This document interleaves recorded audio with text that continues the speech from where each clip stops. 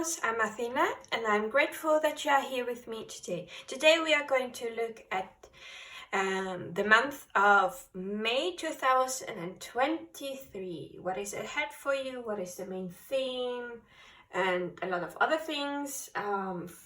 If you are new here, I like to use my own spread that I made for this reading with this 6 questions and themes for the reading. Those are going to be answered with the tarot cards, and afterwards we have enough oracle cards to get more information about the month of May. So it's pretty sure it's going to be pretty detailed. So yeah, so for you to be able to choose your group, there are a lot of possible ways. You can choose based on the dice that is the number 1, 2, or 3, or maybe you choose based on the back of the deck. I will later on show a card of the deck, a random card, so that you can see even the artwork. If you choose based on the artwork, you can choose based on the crystal that I'm going to show you afterwards. You can even choose based on the timestamp that is in the description down below. Maybe there is a lucky number, a number that you're seeing often, and you can choose based on this. Or you can choose based on the tune that I'm going to play with my guitar after the 1-minute meditation, where I play a tune for all groups. The tune will be like this: 1, 2, 3, and it will go back to 1, 2, and 3, so you can hear it twice. The timestamps are all going to be down below, so if you need more time or you want to go back, you can navigate through this. So let's see what piles exist. So pile number 1, you've got the Modern Witch Tarot with the aquamarine. It's a little piece. And your random card is the 10 of coins, or the 10 of pentacles. Let's put the crystal, just hide the man. Or the woman, I don't know. So pile number 2, you've got the Gentle Heart Tarot with this moss agate. I'm pretty sure that the camera cannot take on the beauty of this stone. My phone. So your random card is, you've got the 4 of Pentacles. Now, if the third one will get Pentacles too, I'm going to leave this room. So pile number 3, you've got the Children of Litha Tarot. Your crystal is the Ember.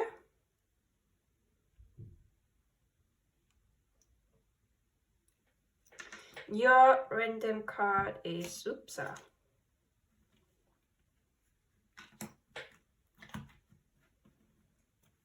you've got the Moon. Well, sadly, I'm not going to leave the room. So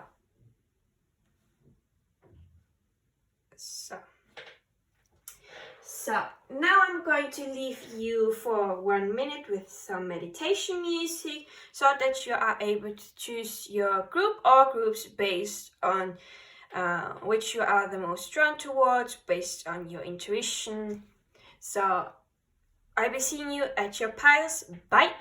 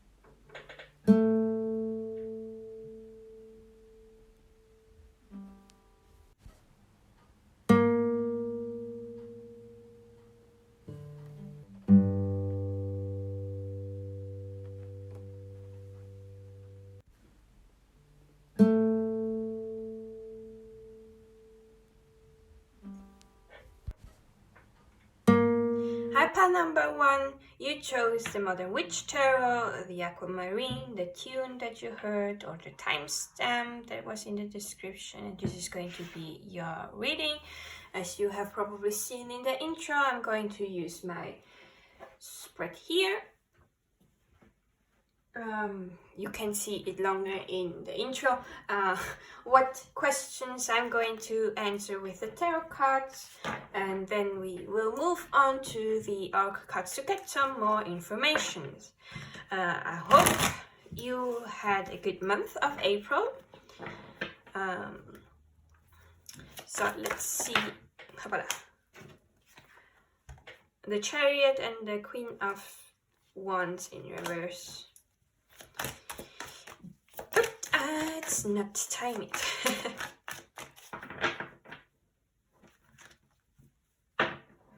Movement.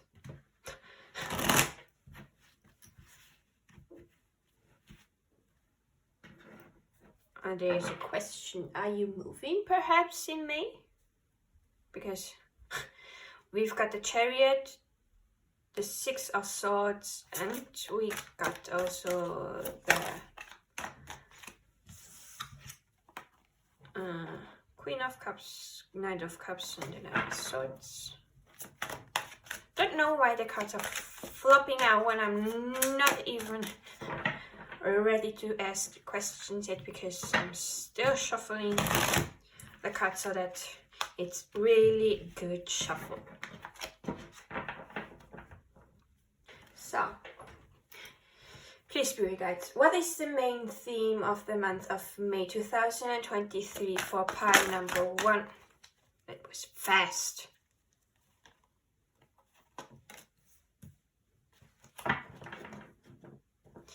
What is the main theme? Here you want another one. So one more card. So what is the main theme of the month of May 2023 for pile number 1? What is the main theme? Thank you. Then, what does pile number 1 need to look out for in the month of May? What does pile number 1 need to look out for in the month of May? Please, Spirit Guides. What does pile number 1 need to look? That's one too many cards.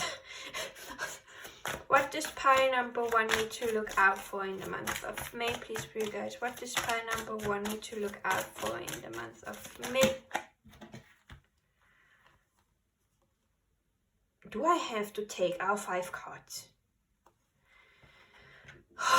Okay, our 5 came out, so our 5 need to be there.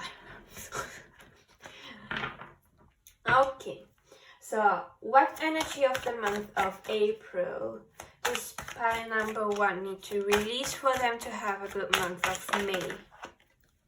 Thanks.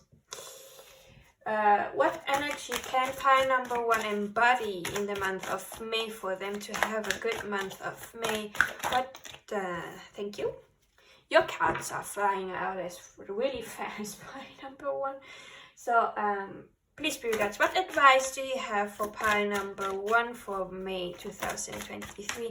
Please, Spirit Guides, what advice do you have for pile number 1?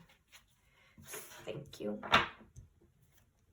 Please, what is the possible outcome of the month of May for pile number 1? Holy.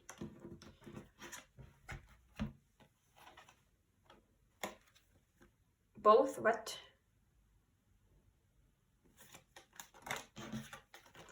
Okay, both upright. At the back of the deck we have the Nine of Swords. Pile number 1, are you worrying about something? Or it looks like more of you are going to worry about something in the month of May, because it's like the back of the deck most of the time when you are done shuffling, you put it back like this and you don't see what the card underneath is. And for me, the card underneath is an energy that is there but it's not seen. So what is not seen in the month of May may be anxiety, fear, doubts, like this person cannot sleep. They are thinking too much. Their thoughts are spiraling down with anxiety, negative thoughts, and it just keeps getting worse and worse.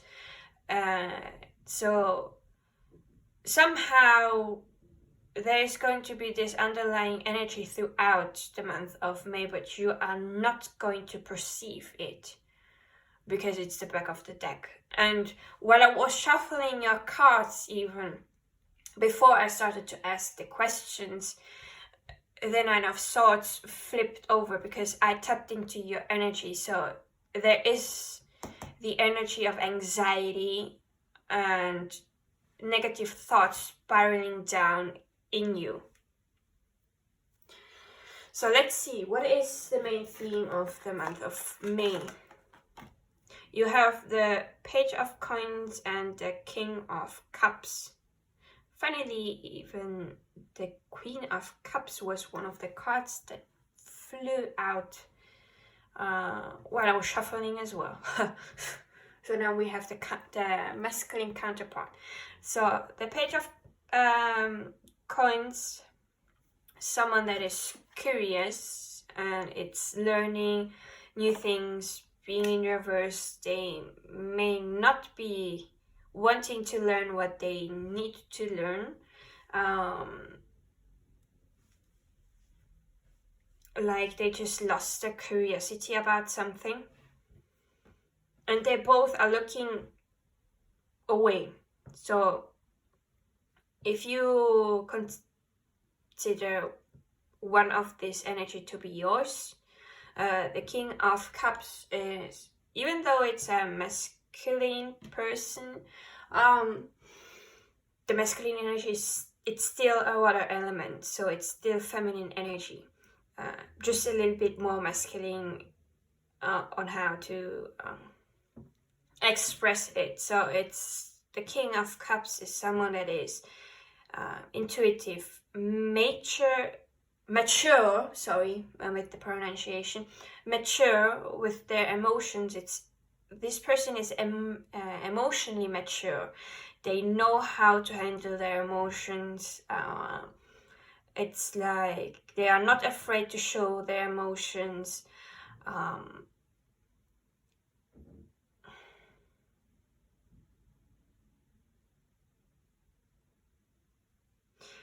Yellow may be something important to you because it's just striking out to me when I'm looking at this yellow color.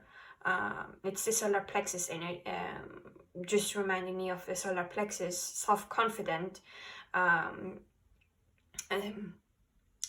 solar plexus has to do with self-confidence. It's our energy that lets us keep on moving. It's like the fire that burns so that we can do actions. It's like the fuel that keeps us going. So it has something to do with self-confidence, self-worth. So being self-confident in ourselves, trusting ourselves,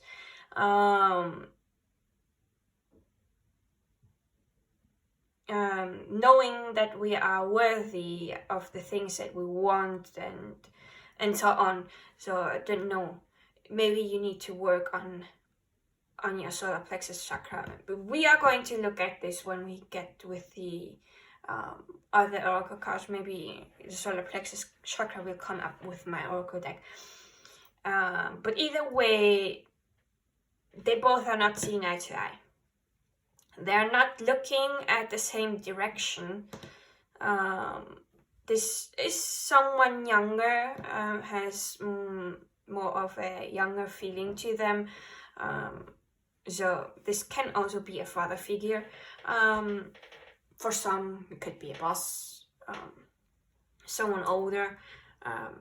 So yeah, someone younger and someone older are not seeing eye to eye. This person is completely ignoring what they need to learn, because for me the Page of Pentacles is someone that is curious and is learning, wanting to learn a craft, and it's just not with being reversed. But let's see what we get. What do you need to look out for in the month ahead? We've got the King of Pentacles, we've got the Four of Swords, we've got the Two of Swords, we got the Empress in reverse, and we got the Three of Cups. And you cannot see this. Let me move the cards.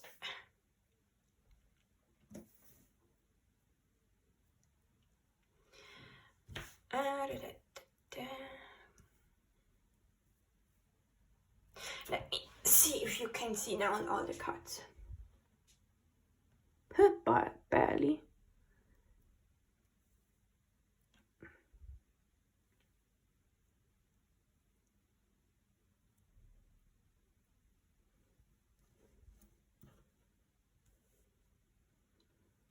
So I'm going to afterwards put them together again so that we have enough room for the cards.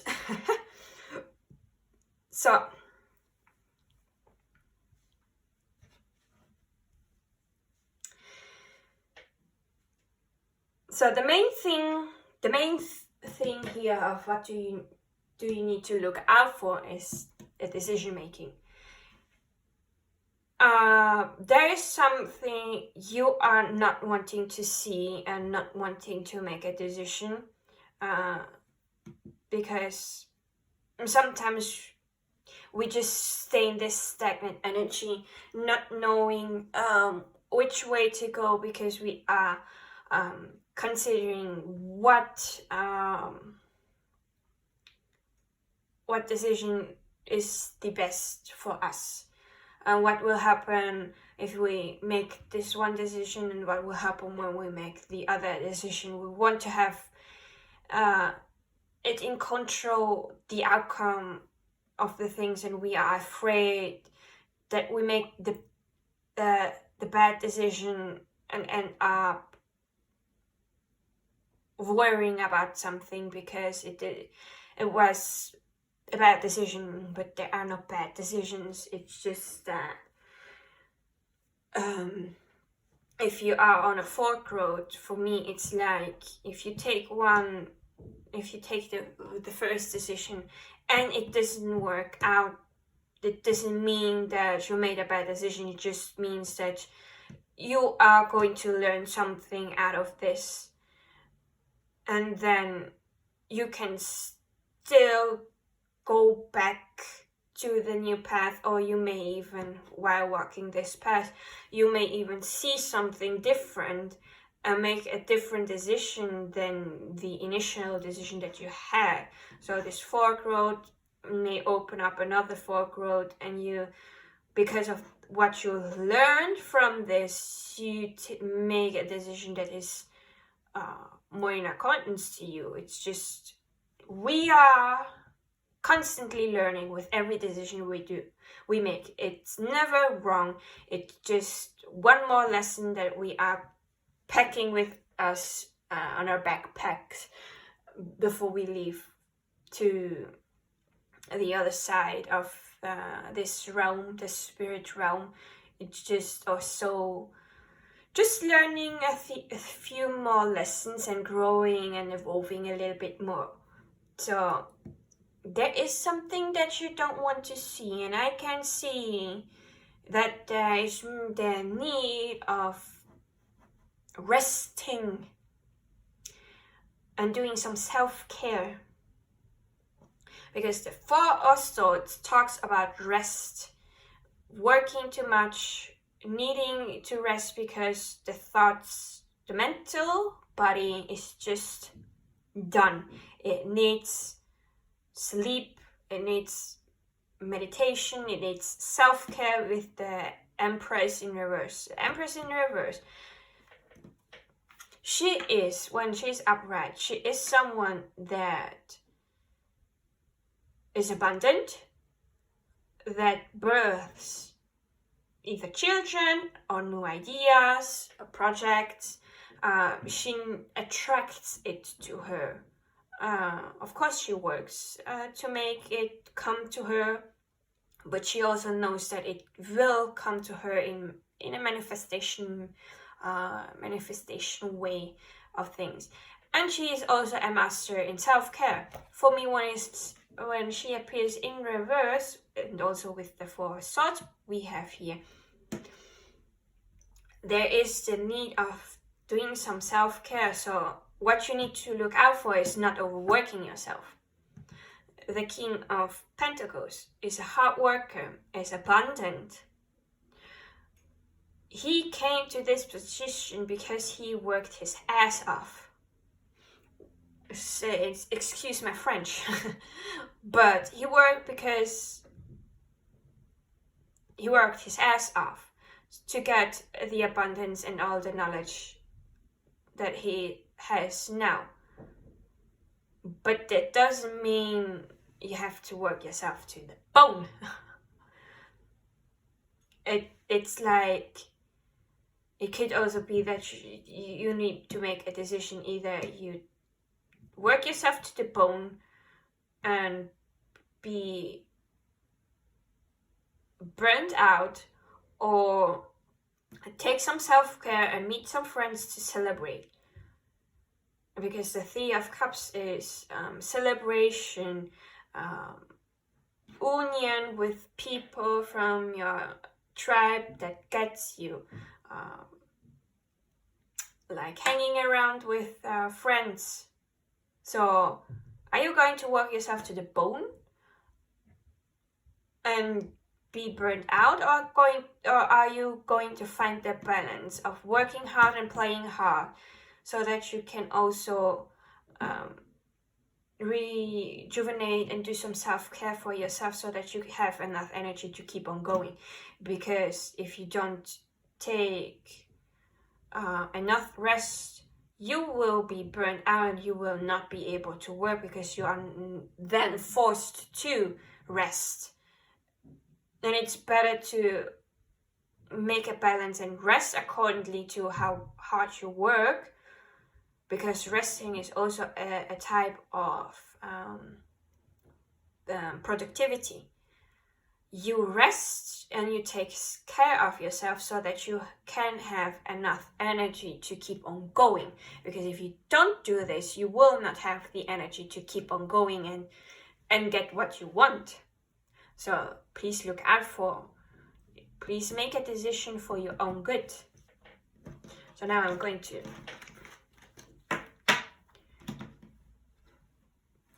put this like this again, so that we have enough room again.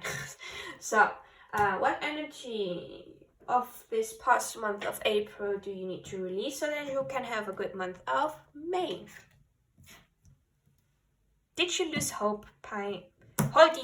Hold it on.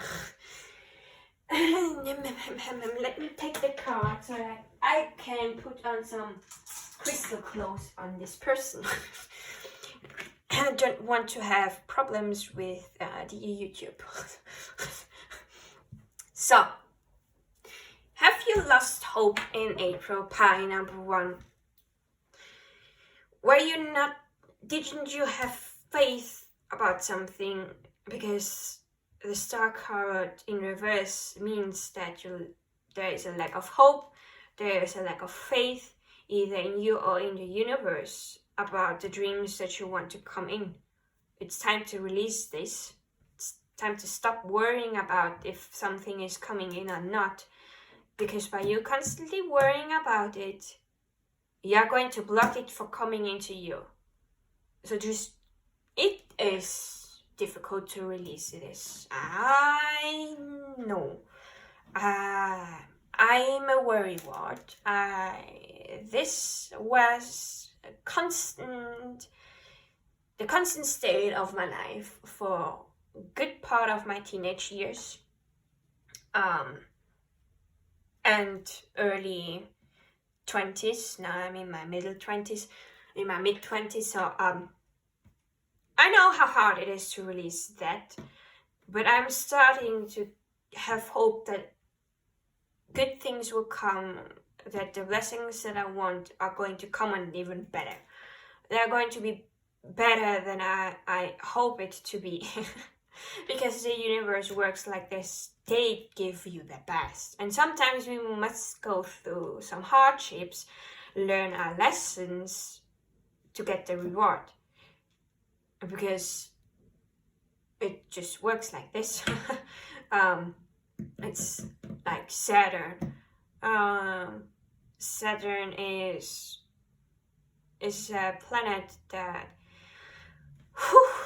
brings you to work hard, gives you the tough lessons and the most difficult obstacles. But it means, well, it's not a bad planet. It just wants you to gain on strength, because after you've learned the lessons from Saturn, it is going to give you the blessings that are going to be there for you for your whole life. It's like one of the best blessings you can get from Saturn. When you get a blessing from Saturn, you know it's going to be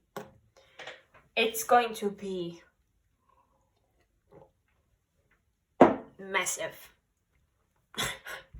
So release the idea of everything's lost, everything's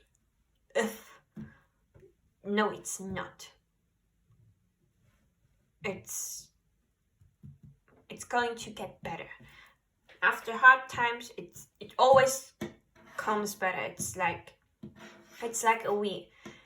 There are good times, then you are on the top, but sometimes you have to go down again, learn the lessons again, so that you can come on top again. It's the cycle of life. And good things are always going to come back. If you constantly worry and have anxiety, you are going to delay your blessings, because you think you are not worthy. Sorry, my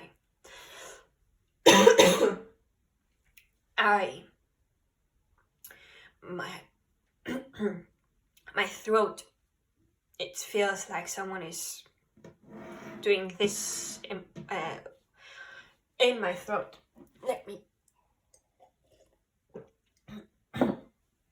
So if you worry constantly about something and you deem that you are not worthy about it, you are going to block your blessings. So you really need to change your mindset. My candle, it's hard to see, but it says happy times here. So happy times are going to come. So what energy do you need to embody in the month of May so that you have a good month of May? The Magician. You have everything you need to be successful and to bring your manifestation in. You have the wants, the passion, the fiery, the action taking. You have all the resources, the financial things.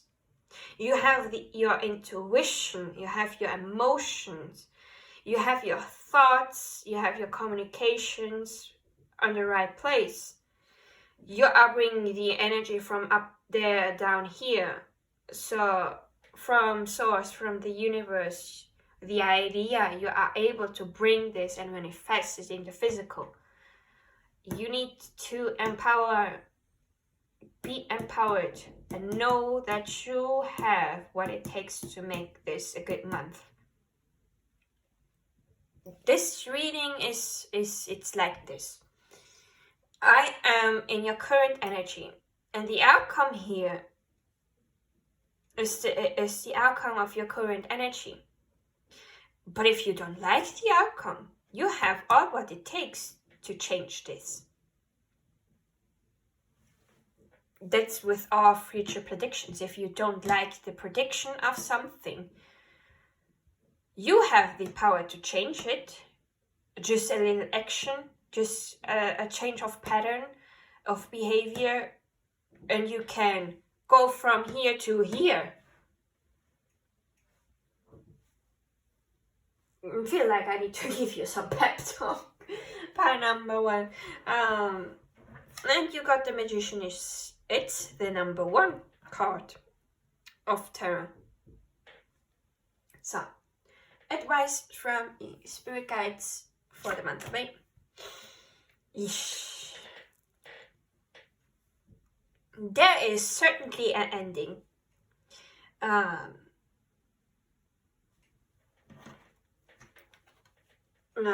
Can I get please a clarification for the 10 of Swords?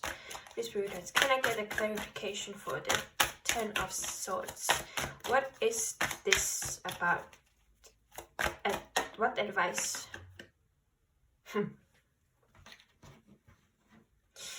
Again, I need to put on clothes on this card. Yeah. You've got the World in reverse. The World is all about completion, ending a cycle, but it's in reverse. So there is still something to need and let happen so that the end of a cycle can happen. Because the 10 of Swords is also the end of a cycle. It's the end of the suit. This person went through everything. They got backstabbed, yeah. They are not in a position where it's good, but after all the bad things, good things always come. So the 10 of Swords, it's the end. The end is coming. It's not here right now. Sorry, I've mixing German now with English. It's not there yet. But it's coming. There is an end coming to this cycle. There just something needs to be done for it to finally close down.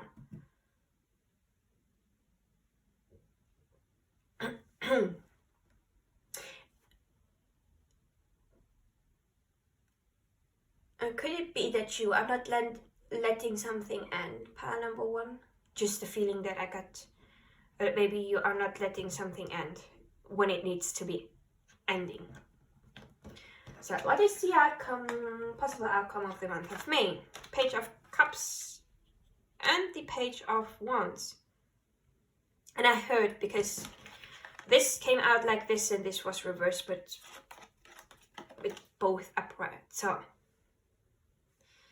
the Page of Cups, learning how to listen to the intuition, learning how to express your emotions, and listening to the emotion. It's also like a message bringer, so there may be also a message that will be coming in at the end of May. Page of Wands, passionate person looking forward to making something happen to what is it? English, please come back to me. Growing something, a project. So being passionate about a project that comes from the heart. Looks like it, pile number 1. So if you take matters in your hand and you want to bring something to fruition, I see that the possible outcome is you are going to listen to your heart and take action upon your passion and start working towards growing it. Whew. That was a wrap, pile number 1. Let's get some messages with the oracle cards. Let me shuffle. So, please bring guides. What else does pile number 1 need to know about the month of May 2023? What advice do you have for pile number 1 about the month of May 2023? What does pile number 1 need to know about May 2023? Is there any advice that you want to give to pile number 1 about May 2023? What else does pile number 1 need to hear about the month of May of 2023? Please, guides. What else do you want to say? Jesus. And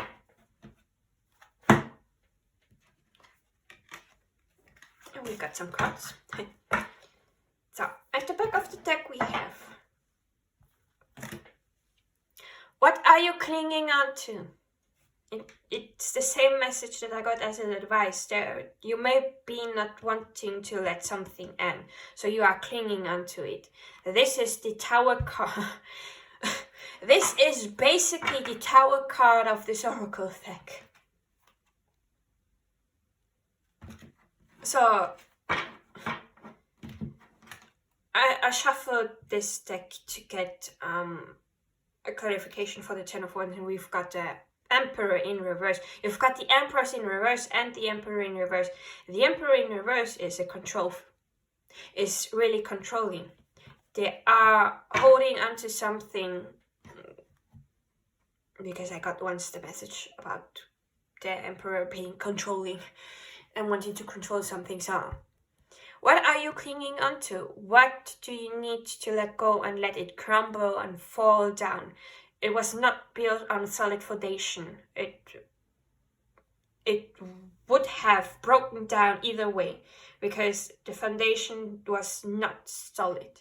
So let go of it, let it crumble, let it just go away, because after you've let go of this, you can see here, the Tower, the universe is trying to break this Tower down.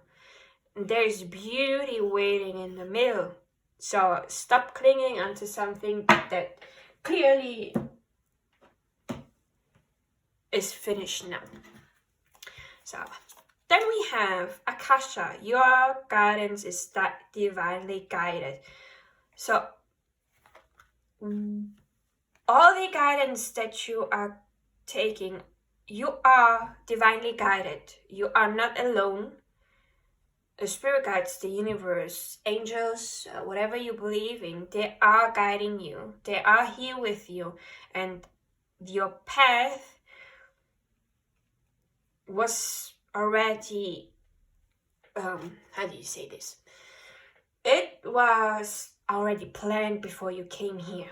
Your soul made an agreement with your spirit guides on what lessons you are going to learn when you incarnate here.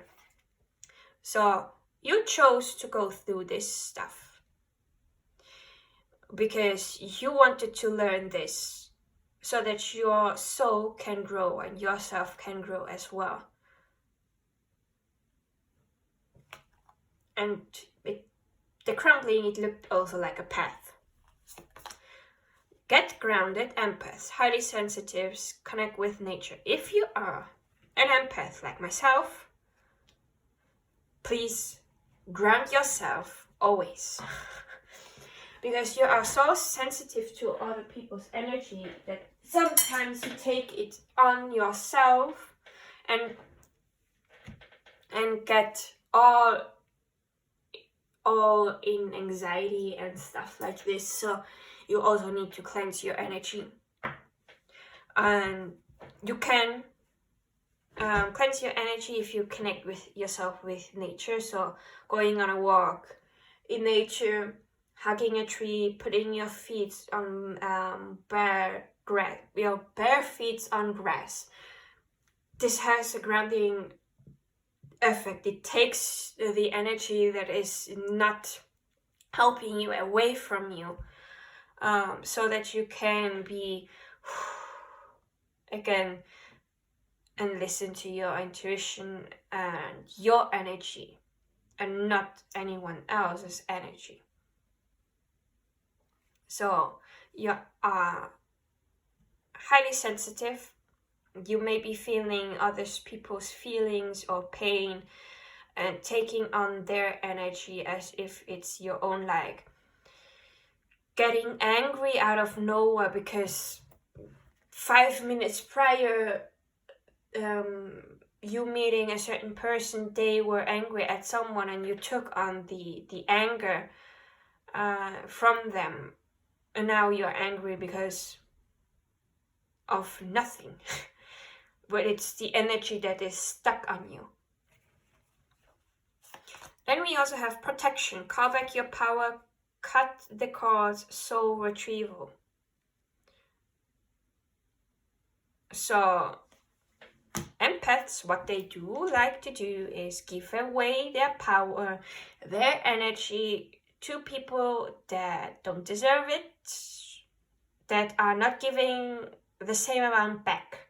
So like you give, and you never receive, and what is going to end up, you are going to get depleted, you are drained. I heard a ding in my right ear. Some kind of frequency. So what you get depleted, you get drained. They are on high spirits because they took on your energy, and you nothing. It's time to call back your energy, cutting cords, energetic cords with people, and calling back your energy to you. But I'm going to read it from the guidebook, because this card I've never got for myself.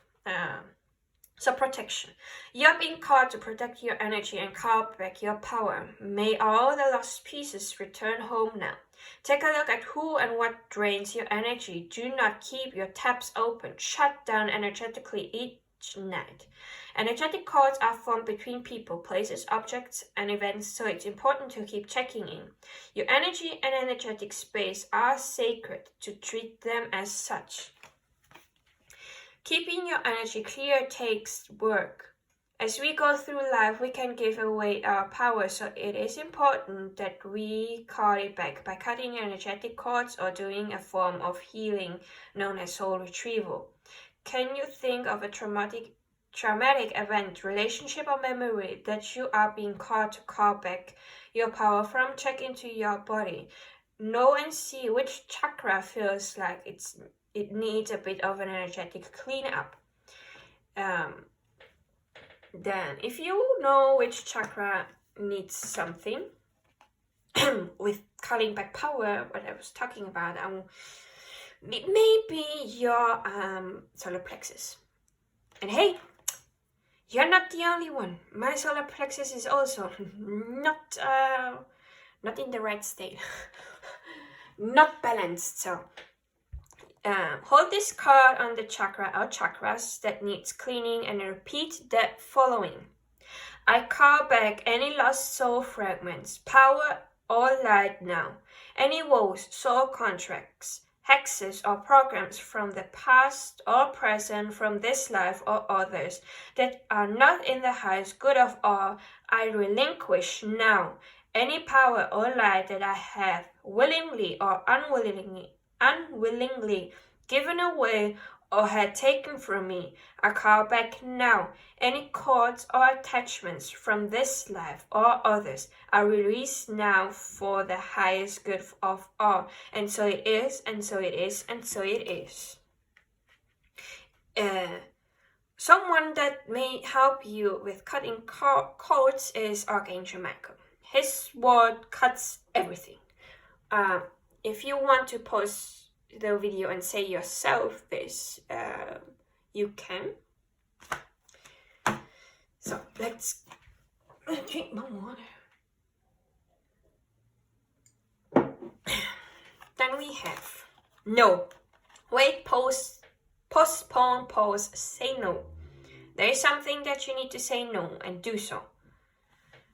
By saying no to something that you don't want to do, you protect your energy as well. And no is also a simple way of protecting yourself, and it is also some self-care, because you know that you deserve something better and something that gives to you as much as you give away. So by giving a no, you are protecting yourself, you're doing some self-care. And maybe there is something also that you need to wait before you do, because there may be some information that needs still to become. Don't play with the cards because they fall down. Boundaries. Where do you need to establish better boundaries? Oh, peace pie number 1. You've got all the things that empaths need to learn. I feel like I'm looking at myself because empaths have no boundaries sometimes, because we are so giving. We come from a heart space. We are so giving and giving and giving that we don't make boundaries. We don't protect ourselves. Moreover, if we are lacking self-worth and self-confidence and self-trust, because this is what did happen to me. I am an empath, and one of my friends would always overstep a boundary, and I would give in to what they wanted. And what happened when I gave in? I was feeling drained. I was tired. Energetically, I was just done with it. And why is it? I didn't put boundaries. I didn't protect my energy. And I also didn't know that I was an empath at the time. But now that I know, I'm trying to put in boundaries. I'm protecting my energy. Protecting energy, by the way. I've made a video on this channel how to protect your energy. And also, let me show what I had in my pockets to protect my energy. This is, as you can see, what it is. It's something in Brazil that we use to protect ourselves and energy, and also other things. Then we have black tourmaline, we have smoky quartz, I have snowflake obsidian, I have obsidian, I have onyx, and I have a tourmaline quartz. I am protecting myself. Energetically, it's a protection. And Archangel Michael is also the Archangel of protection. And I'm going to read these boundaries, because you need it, pie number 1. You need it. You are being called to create clear boundaries in your life. This could be with your friends, family, or work. Saying yes when you really mean no leads to resentment, which is the biggest energy drainer ever. Biggest energy drain ever. At first, it might only be a little bit and not feel like a big deal, but before you know it, your energy field becomes porous and you are left feeling depleted, resentful, or taken advantage of. Saying no and having clear boundaries is actually a spiritual act. The most giving, loving, compassionate people are those with the clearest boundaries. For when they say yes, they are able to give unconditionally. When your boundaries are clear, others know where they stand and you are able to give freely.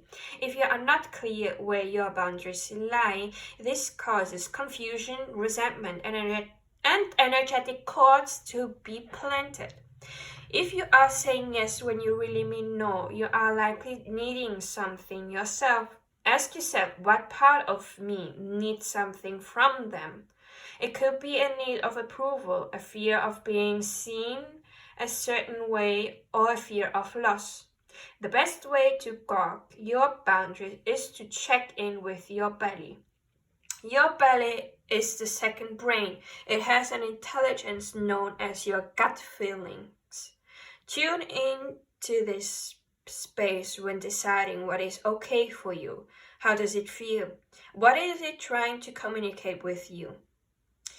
Something to ask yourself is also, where in your life do you need to establish better boundaries? So the wait, postpone and say no is the boundary. It is the boundary.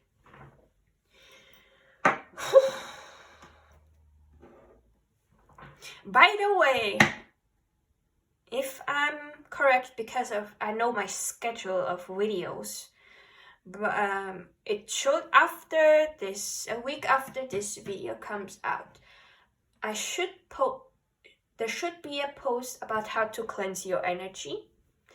So be sure to watch this too, because I think you will need it, pile number 1.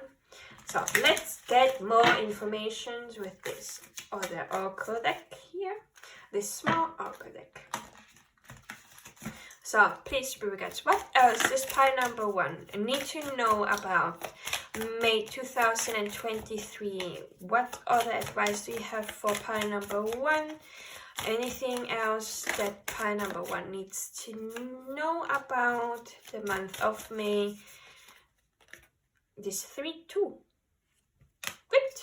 At the back of the deck we have, do a small act of kindness. You will increase positive feelings towards yourself whilst making their life a little better. And do a small act of kindness to yourself and put in boundaries. Thank you. Yeah, I'm harsh, but I know how it is to get depleted. So I'm really vocal about this. So you've got gratitude, thankful, appreciation, kind. Be thankful for what you have. Appreciate the small things in your life. And be kind towards yourself and others as well. Within your boundaries, of course.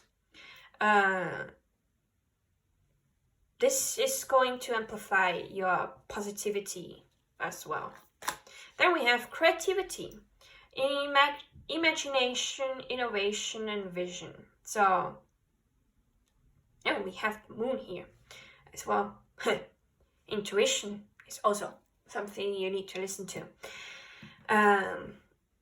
There is maybe a vision that you have about something, a vision of something, of how you want your life to be, or maybe a creative project. I see you take some action.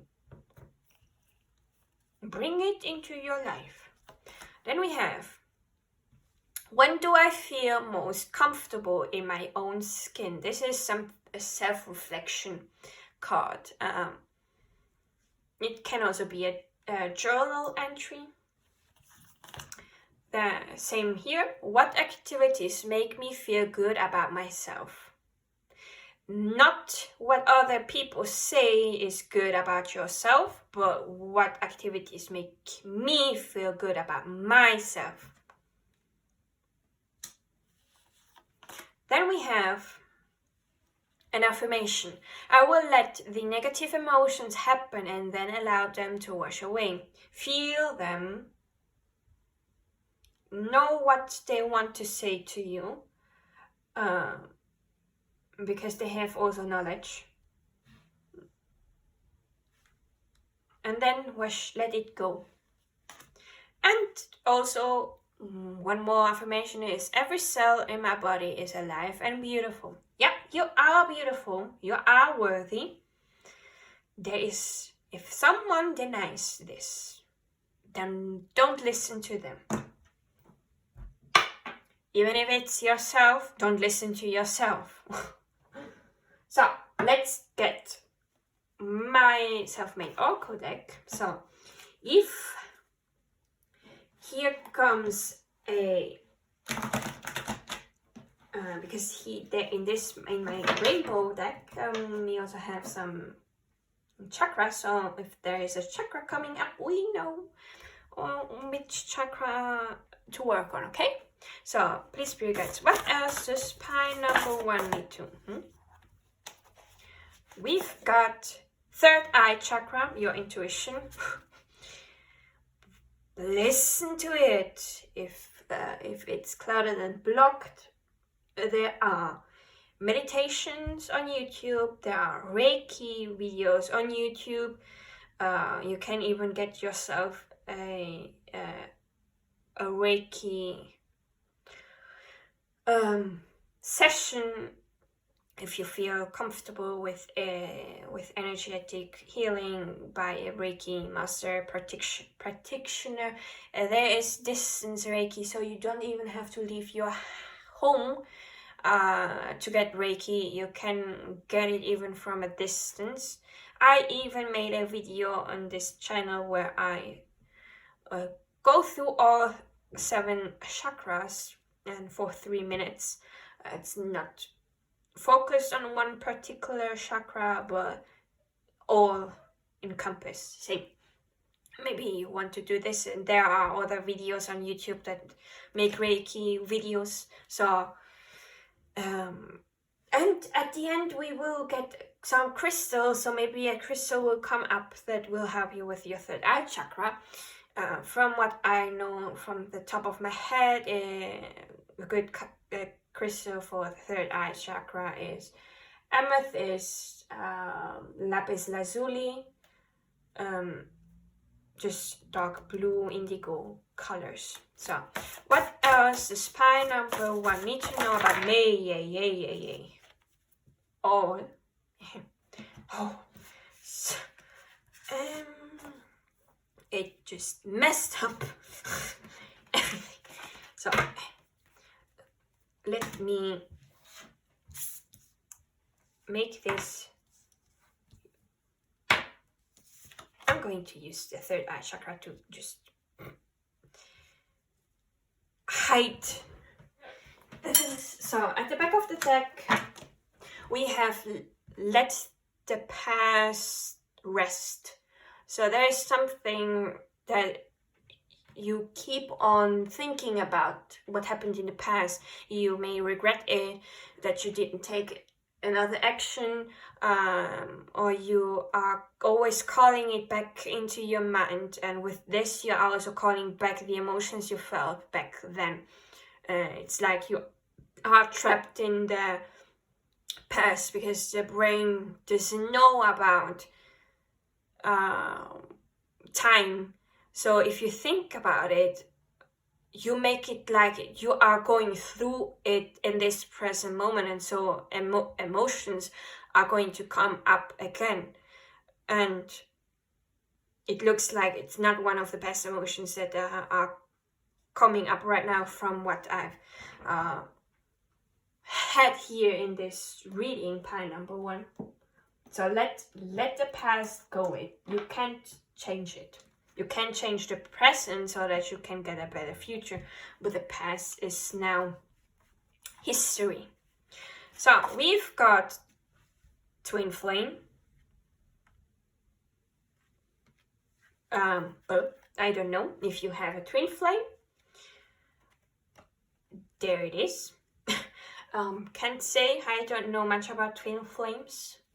I just know that it's you were once one soul and you split apart to masculine energy into feminine energy. It's not your better half, because now you both are just one complete human being. So there is nothing as another half. You're just both complete, normal human whole. Then we have heal your inner child. Toxic relationship. So access your toxic relationships. Which relationships are leaving you drained? Who in the relationships are always, constantly overstepping your boundaries?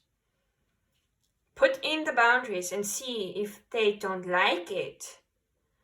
They are going to complain it because they are not getting what they wanted to get from you. And so they are going to show their true colors when you put in boundaries, so that you can yeet it out of your life. Going next, we have go to nature, pile number 1. Have some some quality time with Mother Earth. She also helps great with cleansing your energy, grounding yourself, and she also can give and help with the intuition, so you get a clearer mind. Have patience. There is a need for you to have more patience. Think positive. Don't always think negatively. There is the need to also have some positivity in your life, so that because if you think positive, you are going to attract more positive things in your life. If you constantly think negative, you are probably going to see more negative things in your life. It's just a thing of awareness. If you are aware of all the good things with the gratitude, you are going to focus more on the good things in your life. If you are focusing on the negative things in your life, your brain is going to pick all the bad things that is happening around you, and you will not even be able to see the good things that are there right in front of your eyes.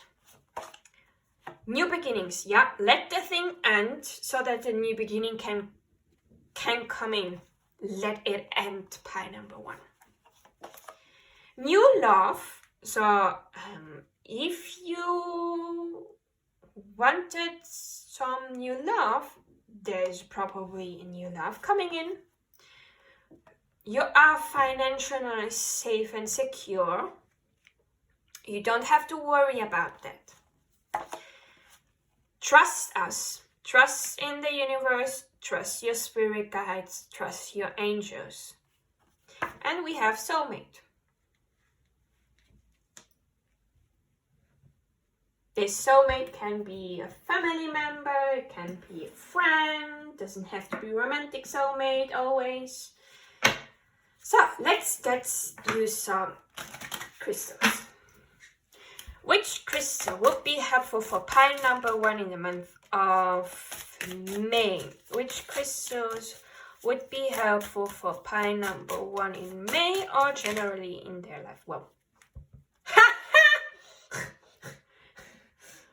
pile number 1, you've got the aquamarine, and you chose even the aquamarine. The aquamarine is bluish. It here on the card is saying it stimulates the expression, and it is also a clearing crystal. And the chakra associated with the aquamarine, which the aquamarine helps, is the throat chakra. So expressing, communication. You've got your own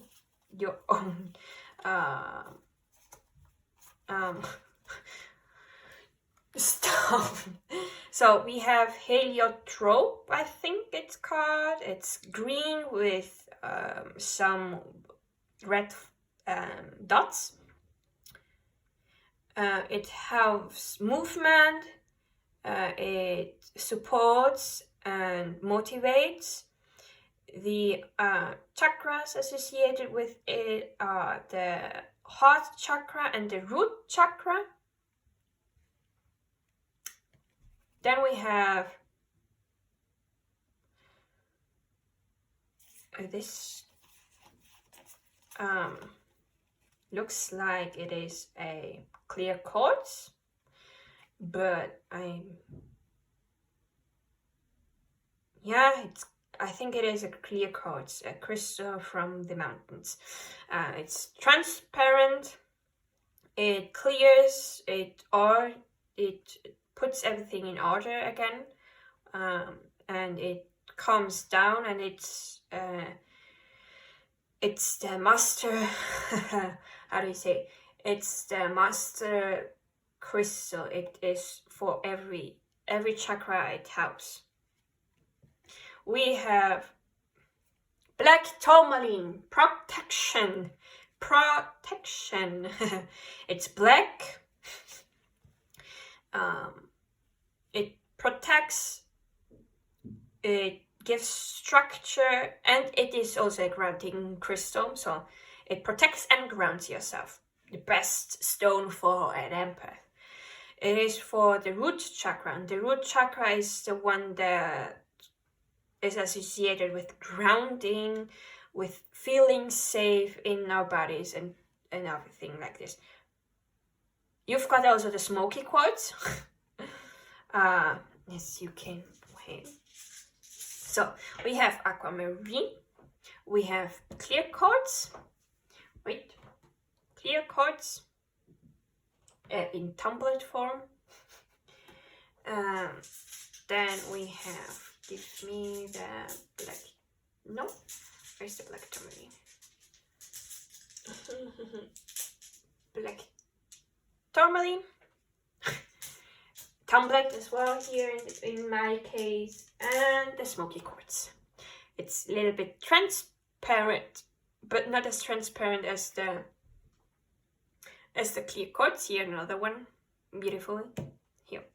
A smoky quartz.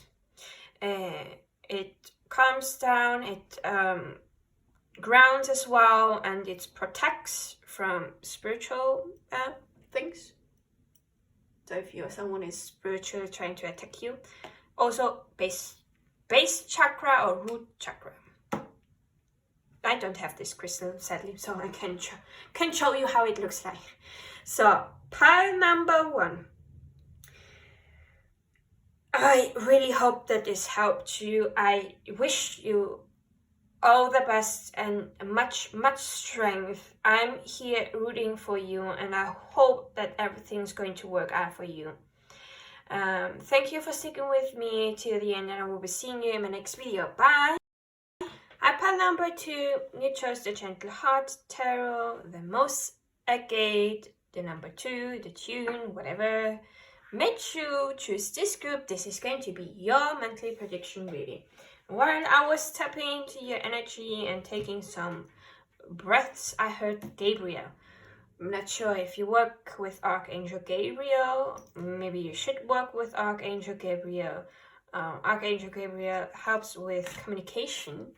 And I don't know much about them because I mostly work with Archangel Michael.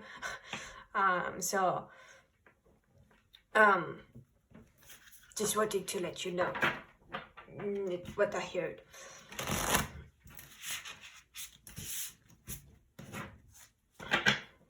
So, yeah. This here I showed in the intro, but this is the things that I'm going to answer with the tarot cards. If you go back to the intro to know, to see it better what will be covered with the tarot cards, then do so. I'm going to shuffle the cards really good, so that we can get started. I hope you had a good month of April.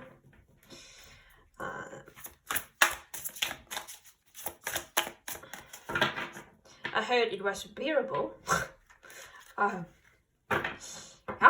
sometimes just some months are just meh. I know. I struggle with March and the winter months. So just to make sure it's good shuffled.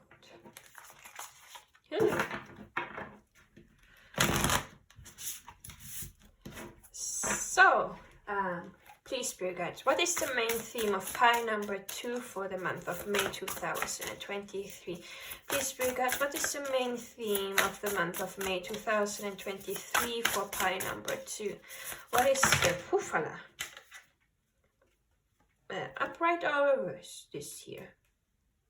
Upright, good.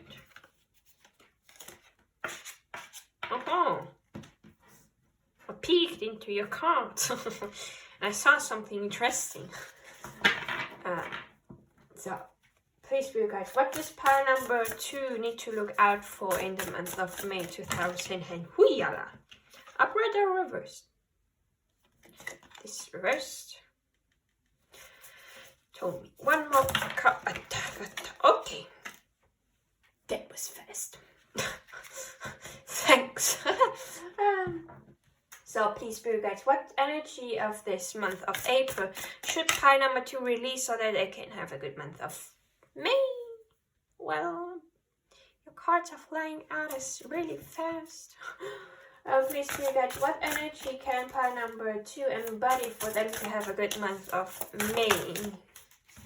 Do I have to take everything? Oh, yeah. Okay. Pile number 1 also got a lot of cards, but for this position here. So, please, Spirit guides, what advice do you have for pile number 2 about the month of May 2023? Please, Spirit guides, what advice do you have? Fit. Please, Spirit guides, what is the possible outcome for pile number 2? What is the possible outcome for... Oh, spoiler!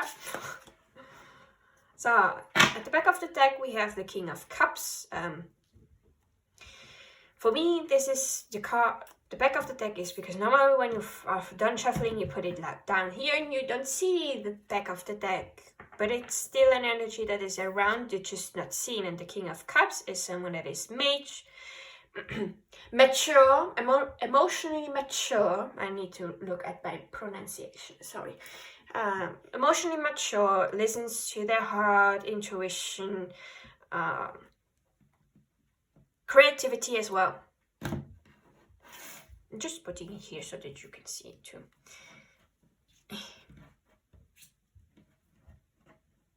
So, what is the main theme of this month? We have Justice in reverse. We have the Ace of Cups and we have the 10 of Crystals. And it was like this. I'm sorry. It came out like this. So, there is something ending with a heavy burden. You may have taken on too much. Maybe even things that are not yours to carry around. And this is ending.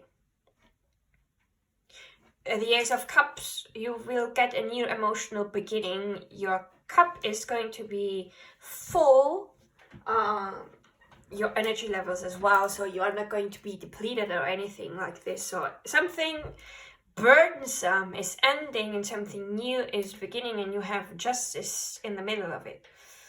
But I have to say, I'm not sure what justice is wanting to say, so just quick peek in the guidebook. Justice.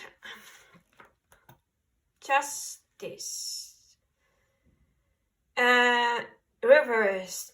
Injustice, lies, false claims, abuse of power, feeling powerless.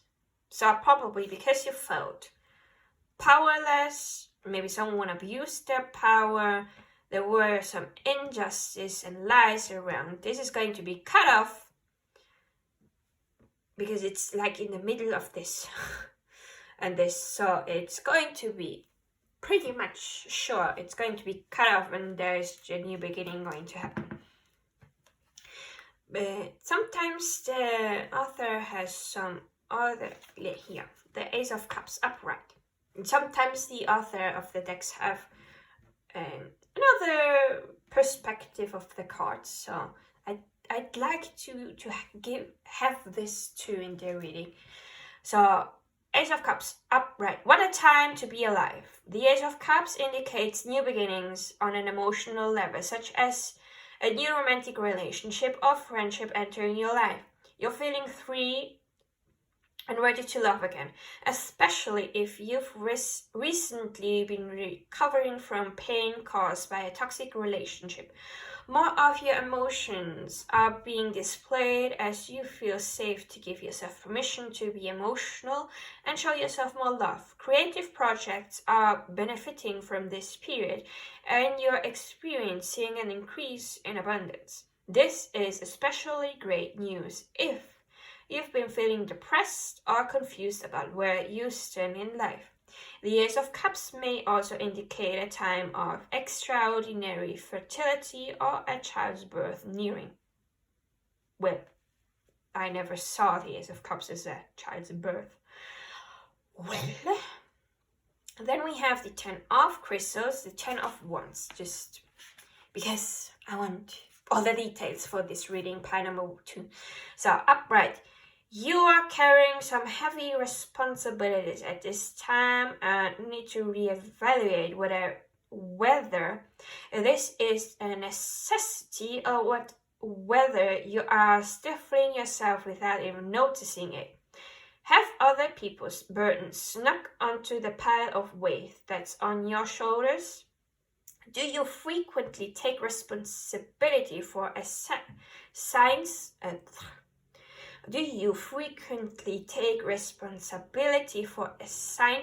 that aren't even yours? Everyone has their fair share of duties, and just because you can take on more work doesn't mean that you should. Carefully determine how many of your obligations must be shouldered by you compared to how much weight you've been carrying just for other people. Don't overwork yourself merely to pick up the slack of personalities who are too lazy or do the bare minimum. Take care of your health, avoid overworking yourself.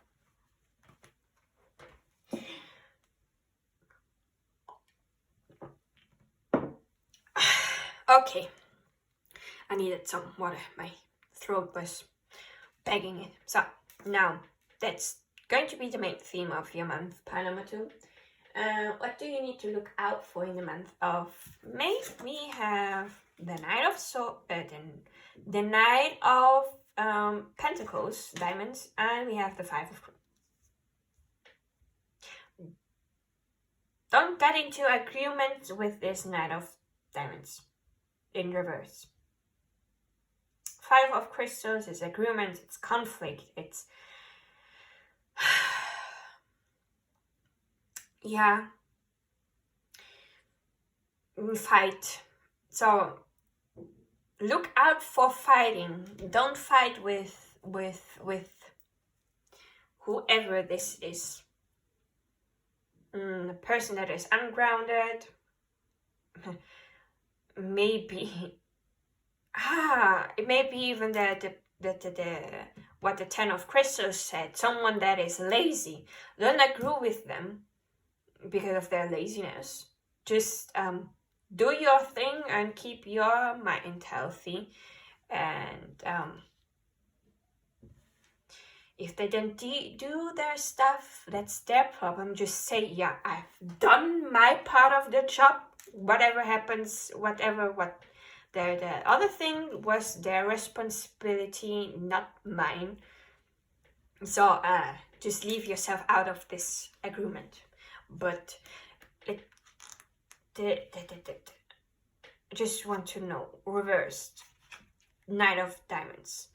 Lack of motivation brings out the worst in the Knight of Diamonds. Without a reason to keep striving, the Knight of Diamonds produces a growing list of missed opportunities. Becoming increasingly uninterested in employment, personal growth, and travel isn't uncommon. Money problems rapidly approach when the Knight of Diamonds have lost their way. Could be a person that is going through this stuff near you. And the 5 of Crystals. Things are tensing up and getting a little crowded. There's some new competition in town, and in a way you will have to prove yourself to retain your position. Whether it's professionally or socially, you need to put in more effort than usual to keep your current status. Nevertheless, it's entirely left for you to decide how to manage the situation. You can stick to your old ways and protest about your competition, or you can just choose to show how adaptable you are and cross the finish line ahead of everyone else. Because after the 5 of Crystals, we have the 6 of Crystals, and this is victory. sweet, sweet victory if it is stays here, and success. So yeah, slightly different what was it, meaning than I have for the Five of Crystals, but still valid. So energy you need to release from this past month of April. The Knight of Crystals in reverse. You may have been a tad bit impulsive, quick to lose your temper, maybe. Guessing. I'm an Aries Sun, a Sagittarius Moon, and a Leo rising. So fire energy in my chart is like the biggest one here.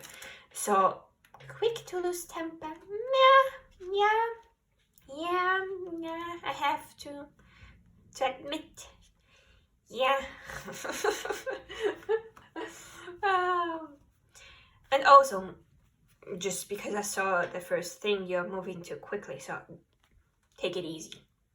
Don't overwork yourself. Take it easy. So slow down, take it easy was a saying that was really popular back in the 2010 something. I saw it in every car. Well, not every car, but in some cars there were this saying, so slow down, take it easy.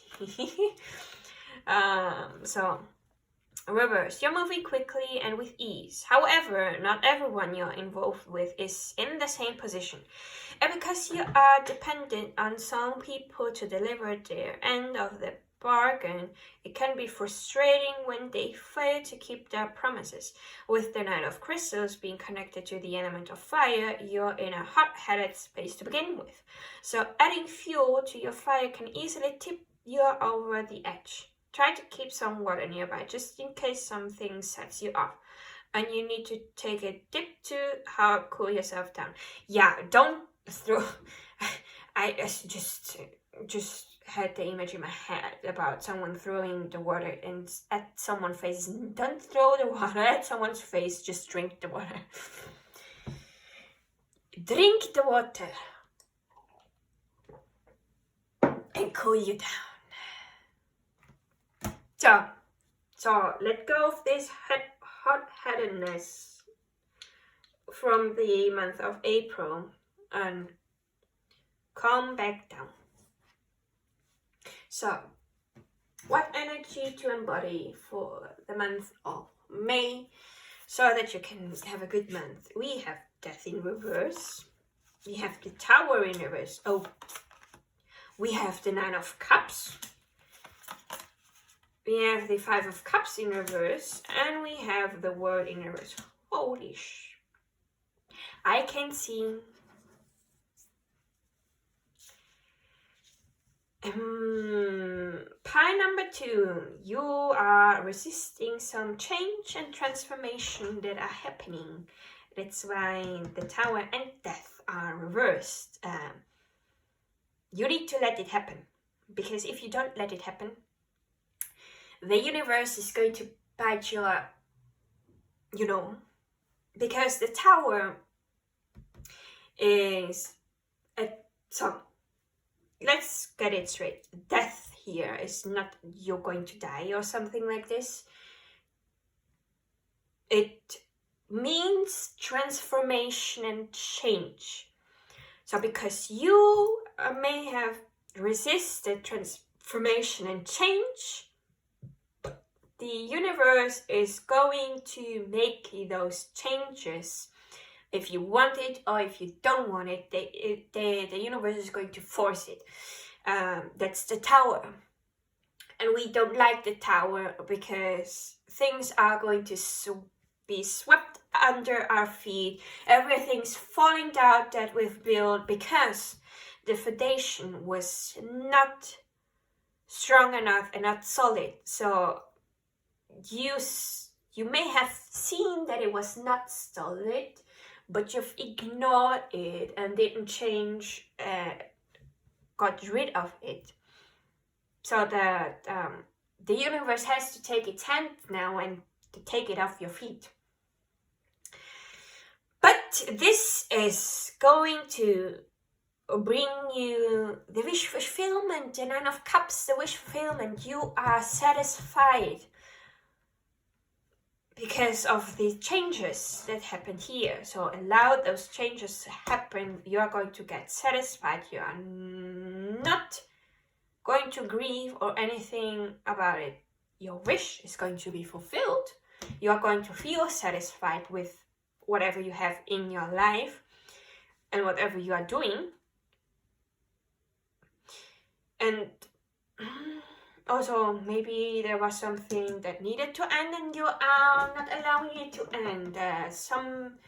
Something similar happened to pile number 1.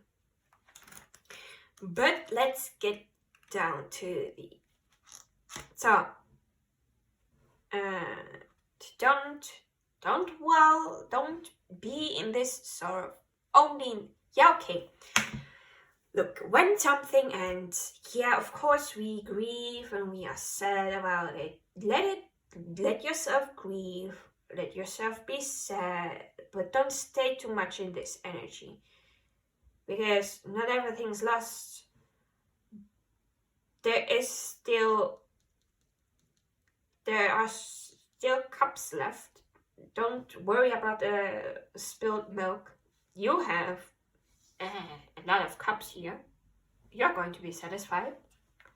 So, but just to make sure, death in reverse, destruction, pain, despair, misery, lethargy, stagnation. Yeah, it's going to be a pain. Literally, it's going to be a pain, this change. I wish you luck. I seriously can't help you here. Other than being here as a support and wishing you smooth sailing through these heavy waters. Tower in reverse, procrastination, avoidance, deception. Yeah. We talked about you avoiding the change. Now the 10 of Cups. Yeah, the 10 of Cups.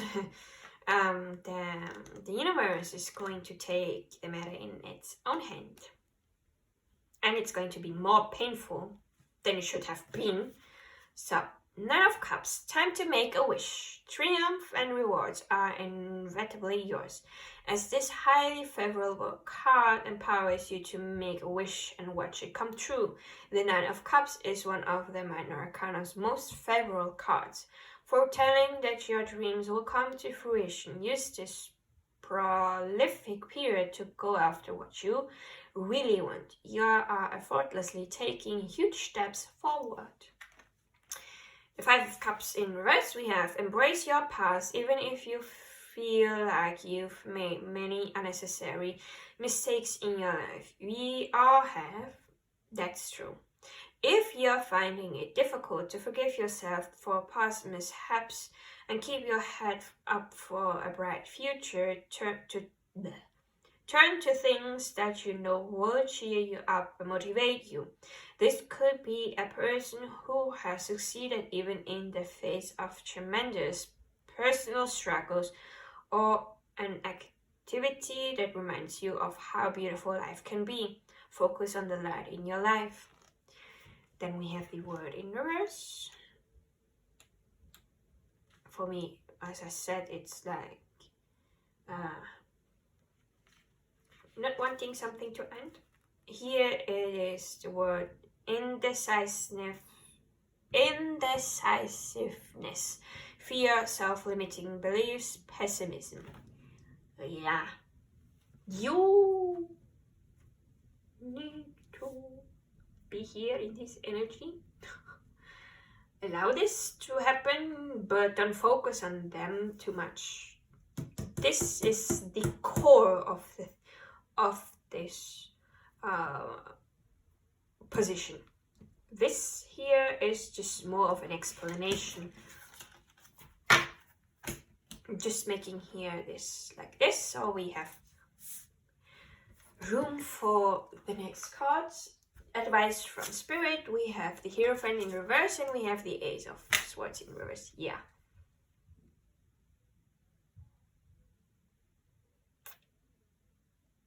Sorry. It's not clicking for me. What? What is the advice? Confinement, internal conflict, deceived, misled, narrow-mindedness, restraint. Looks like you need to free your mind a little bit. Ace of Swords reverse. When reversed, this card forecasts a delay in your plans. This might leave you feeling frustrated and confused about why your ideas have yet to manifest into physical reality. Practice patience and clear communication when using the powers of the universe. In an attempt to manifest your wishes, ensure your energy is cleansed and that you are focusing on what you desire, not what you are trying to avoid. So your advice from Spirit is to have a clear mind about what you want to manifest and not what you don't want. Because if you constantly think, I don't want this, and I don't want this, you are focusing on the don't wants, and your subconscious doesn't understand the don't of the things. Like, I don't want a possessive partner.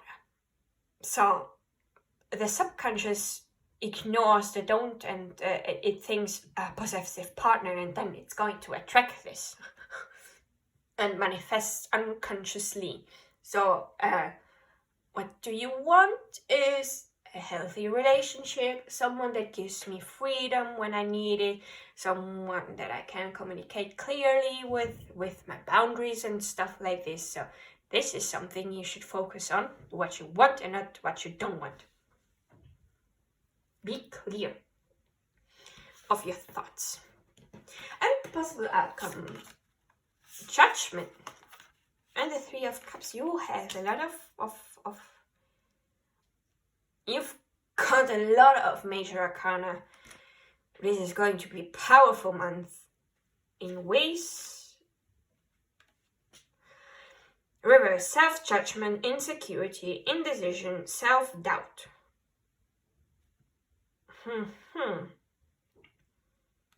Yeah, well, because the Judgment is also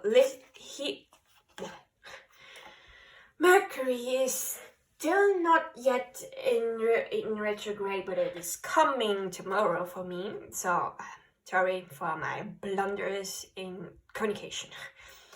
Judgment is listening to the inner calling, to the intuition, to the heart space. Being in reverse, not listening to it. So if you want to avoid this outcome, then try to take the things in your hands so that you can avoid this and listen to your intuition. Then we have the Three of Cups. This is celebration, meeting up with friends, having a good time. So, Three of Cups. Now is the time to have fun, celebrate and party. Pop the champagne bottles you've been saving for a special occasion. Share your victories with others. When the Three of Cups appears, there is effortless emotional growth and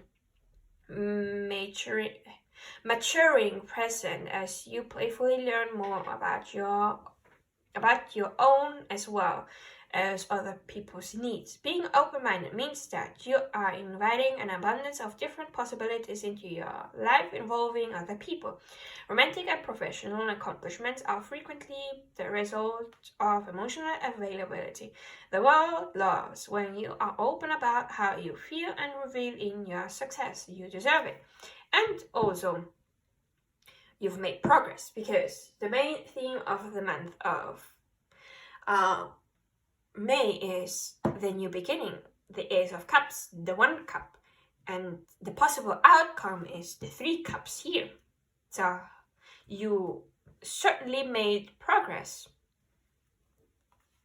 And if you don't like the possible outcome, you can take this reading and do things differently so that you get a better outcome. So now to the oracle cards to get some more information about me. So please, spirit guides, what else does pile number 2 need to know about May 2023? Is there anything else you want to say to pile number 2? Have a card pile number 3, I'm sorry. Pile number 2. Please, spirit guides, what does pile number 2 need to know about the month of May? Is there anything else pile number 2 needs to know about May? Any advice that you want to give? Anything that is going to happen? Is this everything? Yeah. Okay. Ooh. Woohoo.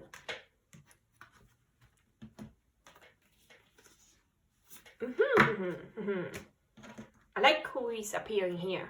The Pleiades, double mission, channeling and uplifting humanity. This one I'm going to read from the guidebook because I like this card. Because I work with the Pleiades, so I like them.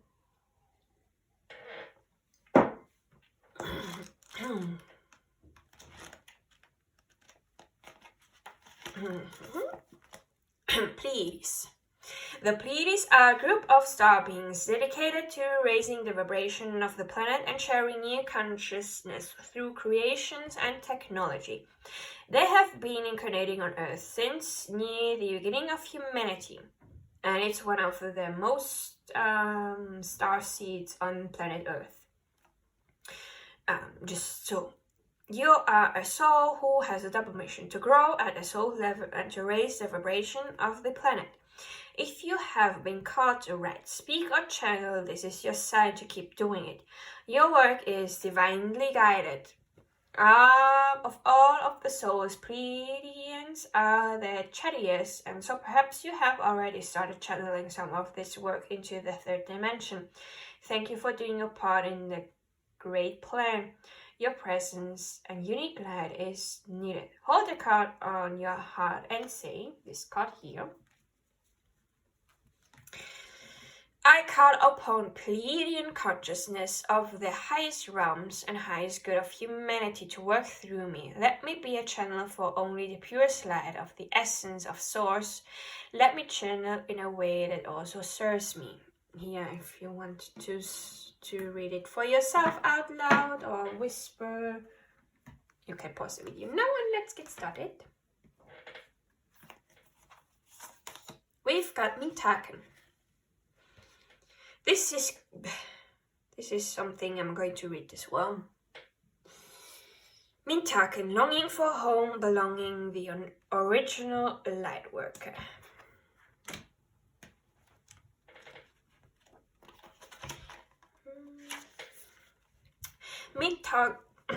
Mintakens are a soul group who originated on a planet in the constellation Orion. They were the first star beings to travel to Earth and believed to be the original lightworkers. The Mintakens' home planet is thought to have been a water world with water so pure that you could see through it for miles. For this reason, Mintakens feel most at peace and at home when in or around crystal clear water. They are here to teach us to see the potential in everything and the light in all beings. Many Mintakens have an odd longing for home and struggle with feeling like they don't belong. It is thought that this is due to their home planet no longer being in existence. I always get goosebumps when I read this part. The planet Mintaka was destroyed in a war. So Mintakens lost their home They long for home because they are now here on Earth, which is not their home planet, and so they feel like they are not home, and they want to go home, but there is no home anymore. And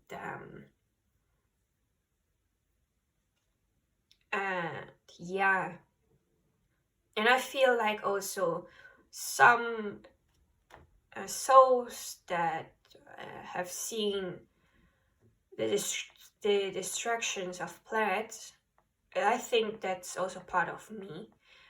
I feel like I've been on Mintaka and I saw the loss of this planet, and I have this inner feeling and this inner wanting for humans to not lose their home as well, to protect Earth and Mother Gaia, animals and everything, because I don't want to see it destroyed and see the humans lose their home planet, because the pain of losing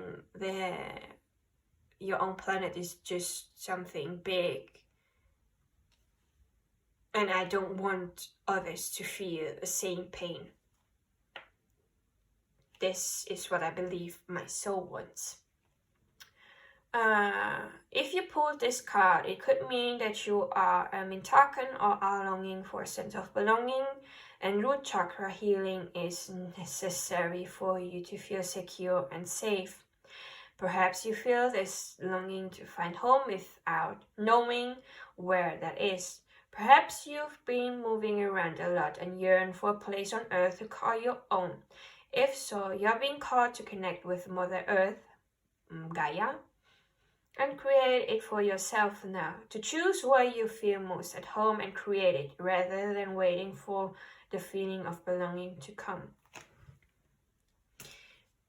And hold the card on your heart and say, I allow myself to be truly here and at home on this planet. I release any grief around not belonging or feeling held and call in the perfect home. Here you can pause the video if you want to say it for yourself. And I peeked into your cards and going to pull this first out. Get grounded, empaths, highly sensitive, connect with nature. So, because Mintakans are also said to be empaths,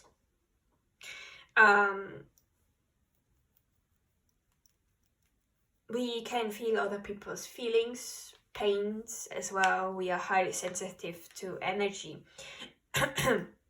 And so we can get lost in other people's energy, and so it is important for us to connect with nature, to ground ourselves in our own energy and cleanse us regularly, because sometimes your emotions are not your emotions but other people's emotions. Like when you get angry out of nowhere or you get sad out of nowhere, it is probably because you picked someone else's emotion and feeling, and now you are transmuting it for them, and it's not your job to do this. So grounding, walking in nature, putting your bare feet on grass and asking Mother Earth, Gaia, to ground yourself and cleanse your energy of anything that is not yours and not for your highest good. Feel like I should read this for you too. Pile number 1 also got this card to get grounded, but I didn't read it for them. Get grounded. 66. 66. Get grounded.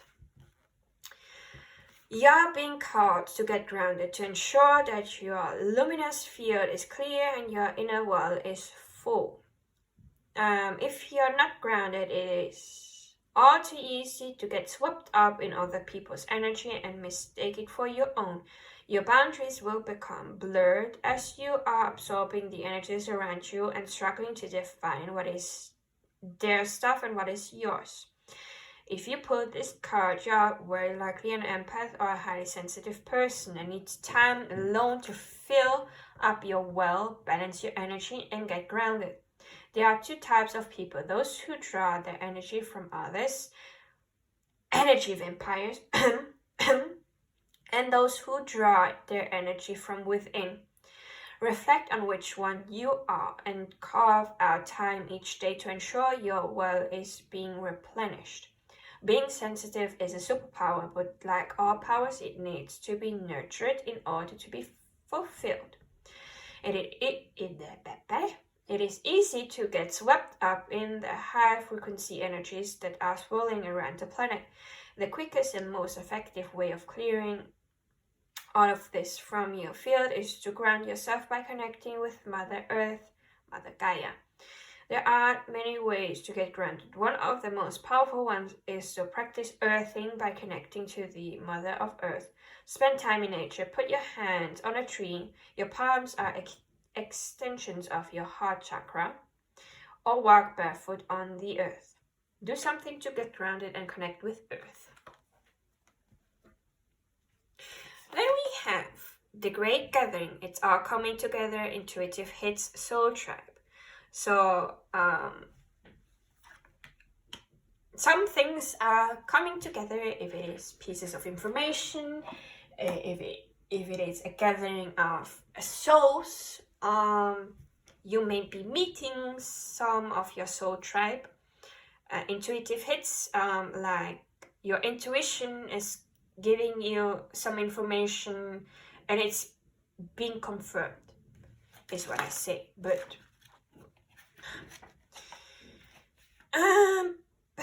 the Great Gathering 96, just because I started reading now from the guidebook. Now let me do more. You are being called to let your intuition move you physically. You are connected to a group of souls who are weaving a web around the planet, and as you travel and share your creation, something is retethered.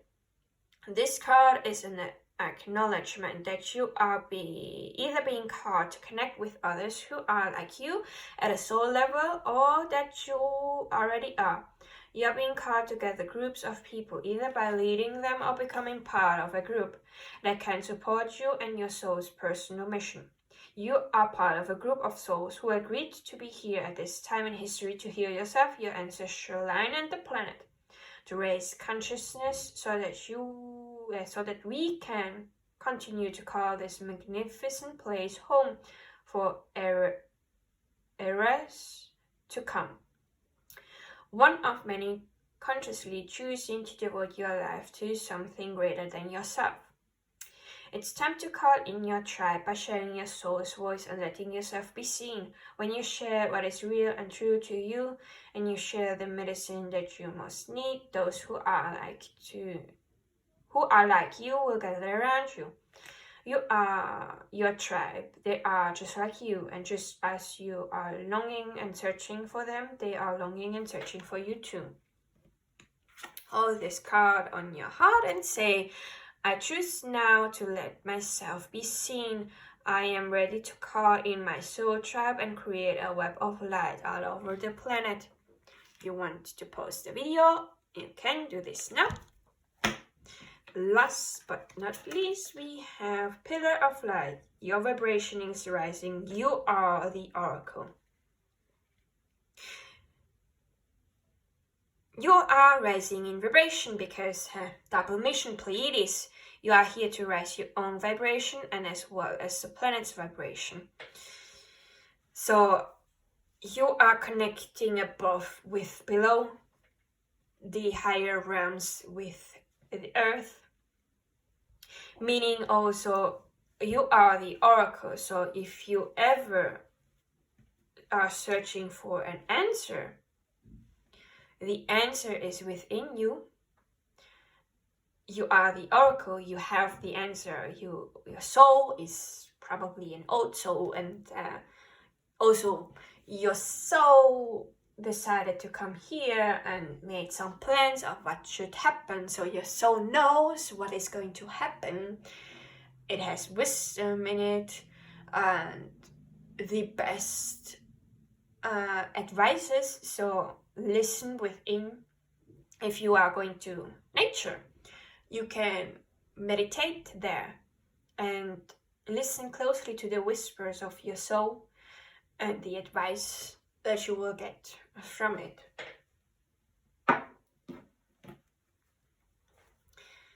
So then let's see what the next deck has in store for us. So please, dear guides, what does this pile number 2 need to know about the month of May 2023? What else does pile number 2 need to know? What advices are there for pile number 2 for the month of May? Anything that could help pile number 2 in the month of May 2023? Is there anything else? Husha. Yeah. So this here. So at the back of the deck we have growth, heightening, improvement. So you are growing at a soul level and as a person. Raising your vibration is also, you could say that you are growing. So let's see. We have an affirmation. I listen to my body and give it what it needs. Something to reflect upon or make a journal entry. When do I feel most comfortable in my own skin? More reflection. When was the last time you did something spontaneous? First quarter, take action. There's something that you should start taking action upon. Pile number 2. We have a lot of self-reflection here. What 3 things make you happy? More affirmation. Decluttering my home and workspace. I will make space for the life I want to lead. Last but not least, we have adventure, discovery, travel, world. We had, with Mintaka, we had some traveling. So maybe you are planning some travel, adventure, spontaneous. When you decide something spontaneously, you go on a certain adventure as well. So maybe with doing something spontaneous, you go into an adventure and travel, discover the world and other people. So let's get my self-made oracle deck, the rainbow oracle. I call it rainbow because I clearly made it rainbow colored at the back. So please, spirit guides, what else does pile number 2 need to know about May 2023? Any other advice? Just take a break. Don't forget to take breaks when you are working so that you don't overwork yourself. 10 of crystals, 10 of wands. Don't overwork yourself. Take breaks. Replenish your energy.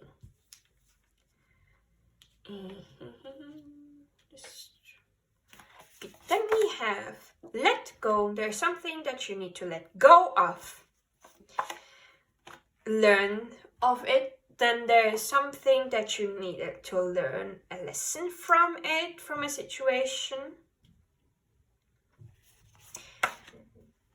Toxic behavior. You may have some toxic behavior that is maybe coming in the way of you getting the success that you want, like a procrastination we got with the Tower.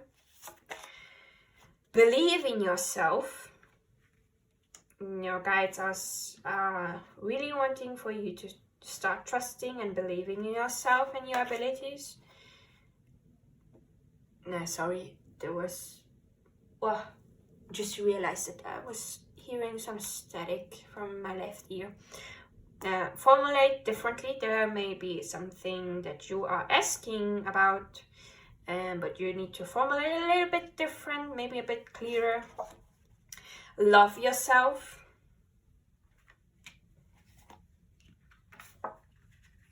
Give yourself some love.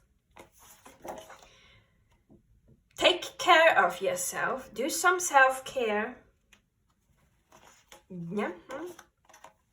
There is something that you don't need to know yet. It will probably come later on. And new beginnings. Well, we got the Ace of Cups, so it doesn't surprise me that we got a confirmation about the new beginning. So the last deck is crystals, so some crystals that may help you in the month of May. So please, spirit guides, which crystals would be helpful for pile number 2 in the month of May for them to have around? Which crystals would be helpful for pile number 3? Number 2 I was talking, not number 3. I'm sorry. Let me put it back. Please, spirit guides, what crystals would be helpful for pile number 2 in the month of May? Yeah. Now we get. Which crystals would be helpful for pile number 2 in the month of May? Which crystals would be helpful for pile number 2 in the month of May? Which crystals would be helpful? That's everything. By the way, the cards are in Portuguese, but I will translate it the best I can. So we have citrine. It's yellow. Well, not yellow. It's more of this here. This is a true citrine. There are citrines that are just amethyst that were heated, and so they get this orangey yellow color to them, but a real citrine is transparent like this. It elevates, it heats, well, it helps your solar plexus chakra, so it gives confidence, self-worth, self-belief as well. Now, citrine, amazonite, greenish blue, calms down and activates communication. It is helpful for the throat chakra and heart chakra. It looks like this. Mine looks like this. Then we have amethyst. We have one here. Sorry. It's violet. It clears, it calms, it integrates. It also helps channel information from the universe, source, stuff like this. It helps for the third eye chakra and as well as the crown chakra. Just a representation here. This is an amethyst. Fluorite. It can have more than one color. There is rainbow fluorite, green fluorite, violet fluorite. It says here it stimulates the imagination and innovation, and helps also with coordination. It helps with the third eye. I think it also helps with the throat chakra. I have a green fluorite. Wait, let me...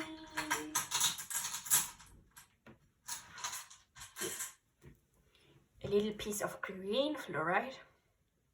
I don't have a rainbow one. And then we have pyrite. It's metallic. It looks like gold, and it's also called fool's gold, cat gold. It says here that it clears and purifies. It is also good and helpful for attracting abundance and success. It helps with the solar plexus. I don't have a small one. I just have one a big, and I would have to go outside my room to get it, so I won't. So this is everything, pile number 2. I hope that this helped you. I wish you all the best, a lot of strength. Thank you for sticking with me till the end, and I will be seeing you in my next video. Bye! Hi, pile number 3. You chose the Children of Litha Tarot, the Amber, the number 3, or the timestamp, or the tune, and this is going to be your monthly ahead reading. As I said in the intro, this is going to be the spread that I will be using. You can see it better in the intro. I show it longer there and explain everything how it's working. Yeah, so let's start shuffling deck. I hope you had a good month of April. Let's hope that May is going to be good as well, or even better.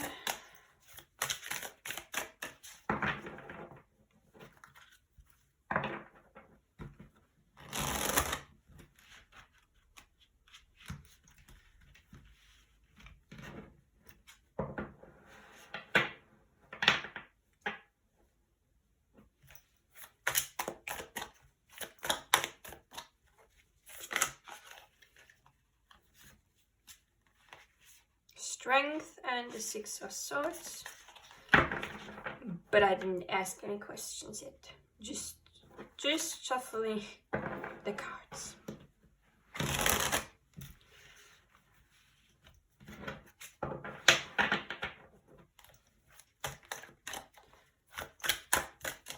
Okay, let's get started. Please, Spirit Guides, what is the main theme of the month of May 2023 for pile number 3?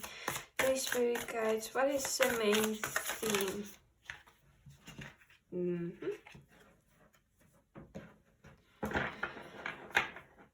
Please, Spirit Guides, what does pile number 3 need to look out for in the month of May? Please, Spirit Guides, what does...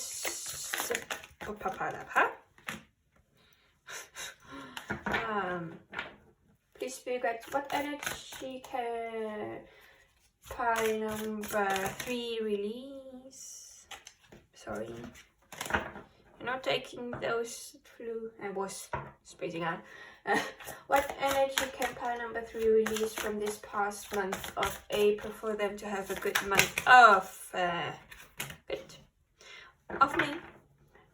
So please, Spirit Guides, what energy can pile number 3 embody for them to have a good month of May? Please, Spirit Guides, what energy can pile number 3 embody for them to have a good month of May? So please, Spirit Guides, what advice do you have for pile number 3? Please, Spirit Guides, what advice do you have for pile number 3 about the month of May 2023? Nope.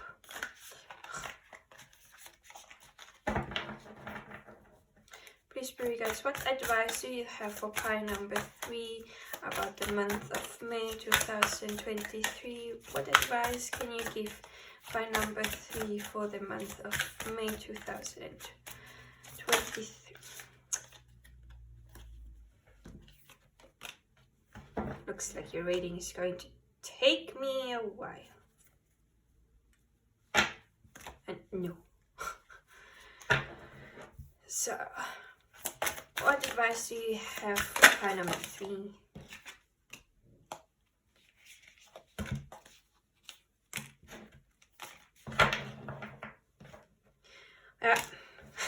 The same card popped out again.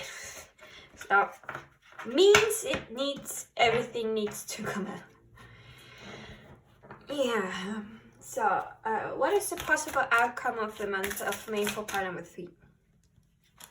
Yeah, your reading is going to take me away. So at the back of the deck we have this star, the card of hope, faith. Some even say that wish fulfillment. I'm going to read the little poem that comes with this, with the guidebook, because I just love it. It's beautiful. You walk with hope, peace, renewal, and grace as you wander alone, unsure of your place. With this light you can see a transformation at hand. In the face of your fears you are now able to stand. Although you have already traveled quite wide and far, continue your quest under the light of the star. I have to say, the poems are beautiful. The star is a very positive omen. Notice that the 8-pointed star above the figure's head resembles the one at the center of the moon on the Tower card. Oh. This is because the star is the transformation after destruction, the light in the darkness. It can also indicate wishes fulfilled and general good omens. Ooh. So, most people, when they are finished with shuffling, they put the deck like this back. And so for me, the back of the deck is an energy that is there but not seen. So good things are going to come, even if you may not see it right now, but it's there. So the main theme of the month, you have the King of Swords and the Knight of Pentacles. Both court cards.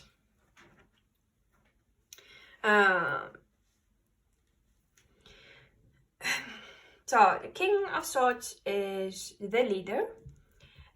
He is an intellectual person, so he listens to his head, strategizes, is a good communicator. As the Queen of Swords, he doesn't take nonsense. Quite strict. Even though here on this deck he just look quite has like, his face doesn't look this stern. he looks nice. And the Knight of Pentacles in reverse is like lazy, not working towards things.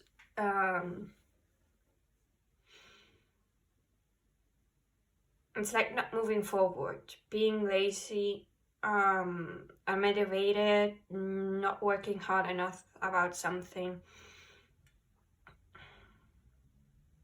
So it's like, be smart about how you work. So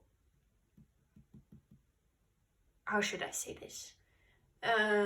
Like thinking of a strategy where you don't overwork yourself, and also not being too lazy. But let's see the poem of the Knight of Pentacles first. Although my methods are simple, they are both tried and true. If I stray not from the path, I know I'll pull though. Wait. Okay. Didn't understand. In reverse position, the Knight of Pentacles is someone unwilling to listen to creative solution, who wants to stay on their current course, despite the obvious lack of results. Reverse, boring, closed-minded, stubborn. Richard follows directions at the expenses of efficiency, fixation on tradition. Well, I think it makes sense there. King of Swords, win my favor and awe and see your obstacles shift. But if your loyalty falters, my wrath shall be swift. The King of Swords is a mature masculine energy known for their intelligence, eloquence, and righteousness. They are likely to appear stern and analytical, but their judgment is always precise. He makes a valuable ally as well as devastating foe, so choose your words wisely. Upright meaning, a more mature masculine energy who is a Gemini, Libra, or Aquarius, intelligent, calculating, successful, decisive, mentor, wise, firm but fair, high standards, just but uncompromising, someone worth trying to impress, good judgment. So,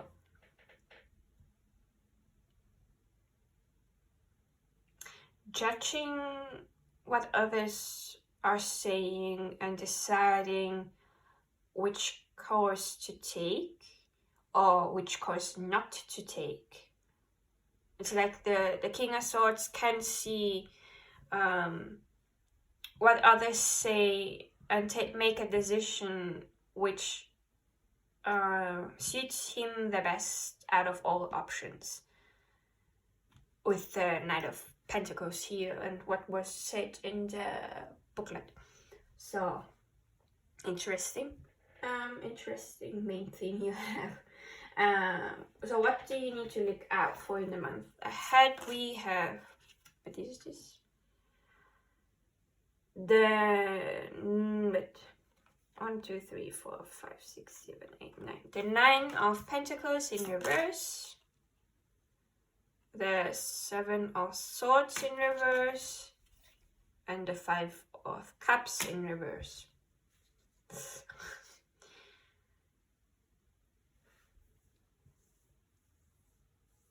So, I have to say, this deck is quite particular, and I don't always understand the message right away when I see the cards, because they are far away from the typical Rider-Waite-Smith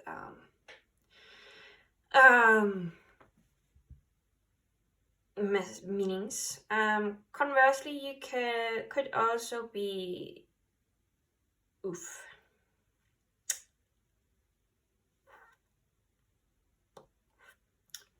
reverse. The 7 of Swords, lies exposed, blissful ignorance, cowardice, wrongful accusation, being taken advantage of, naivete, showing your hand, counting your chickens before they hatch, neglecting the nest. Because those two lovebirds are so not paying attention to their nests and their eggs that they don't see that the snake is stealing their eggs, because they are so concentrated on each other that they just think everything's alright, but they don't see the sneaky snake stealing their eggs.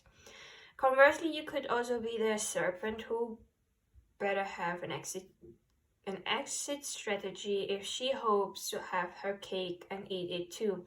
Whatever the case, be discerning of the company you keep. You think you've the world at your own beck and call, but if you weave a web of lies, a single truth may undo them all. Well, here is saying 2 lovebirds gaze dreamily into each other's eyes. Meanwhile, a sneaky serpent makes off with their precious eggs. The 7 of Swords suggests a sticky situation where the result could easily backfire. You may be the birds being taken advantage of by someone closely to you, or neglecting things which should be obvious priorities. Conversely, you could also be the serpent who better have an exit strategy if she hopes to have her cake and eat it too. Whatever the case, be discerning of the company you keep. Well, this deck doesn't how do you say this? Well, it says it says brutal. It's brutal in every way possible.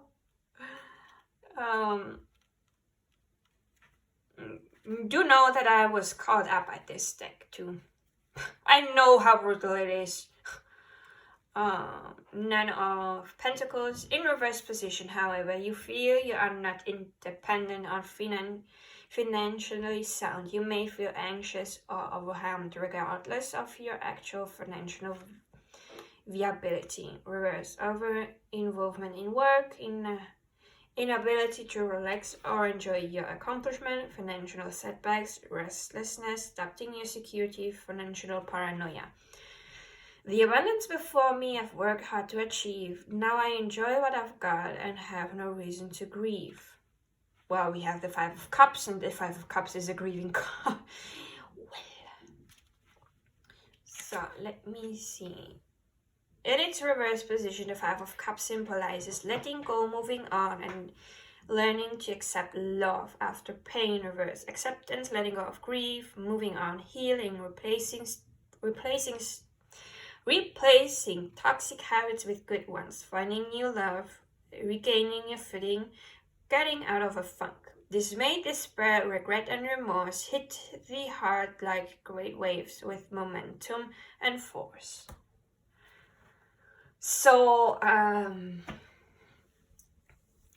what you should look out for is definitely who is around you, so that you don't be deceived. And if you are the one deceiving someone, then prepare yourself for a strategy how to get yourself out of this. Because this, as said in the guidebook, I'm just repeating what the guidebook was saying. And if you have accomplished something, do celebrate your accomplishments.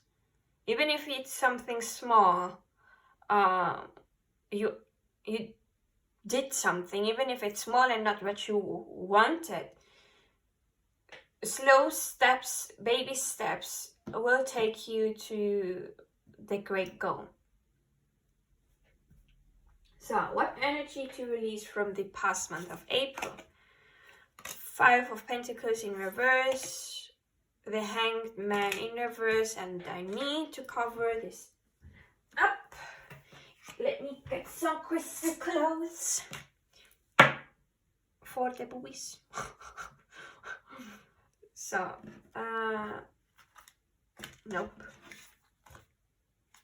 And we have the Ace of Cups in reverse and the Six of Cups upright. Let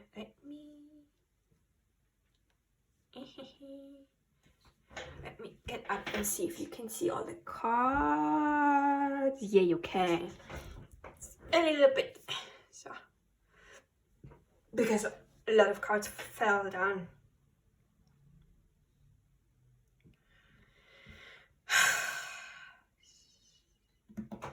Well, Six of Cups, playfulness, because the pictures are dolphins, and dolphins, they are really playful, childish in a way. So leaving behind something from the past. But let's start with the Five of Pentacles. I'm sorry, yeah, no, I'm a lot with the guidebook, but I have to say I don't use this deck often for myself because it's my shadow work deck. And you should not do shadow work always, because you need to recharge after you've done some healing. So this deck only comes up when I have to do some shadow work. In both upright and reverse, you are suffering from material poverty. However, in reverse position, your misfortune is waning and you are taking solace from your family. Reverse, unexpected sources of help, recovery from financial loss, receiving charitable help. The poem, The Storm, here is fierce and my prospects unkind, but we can only move forward, we can never rewind. Then you have the Hanged Man.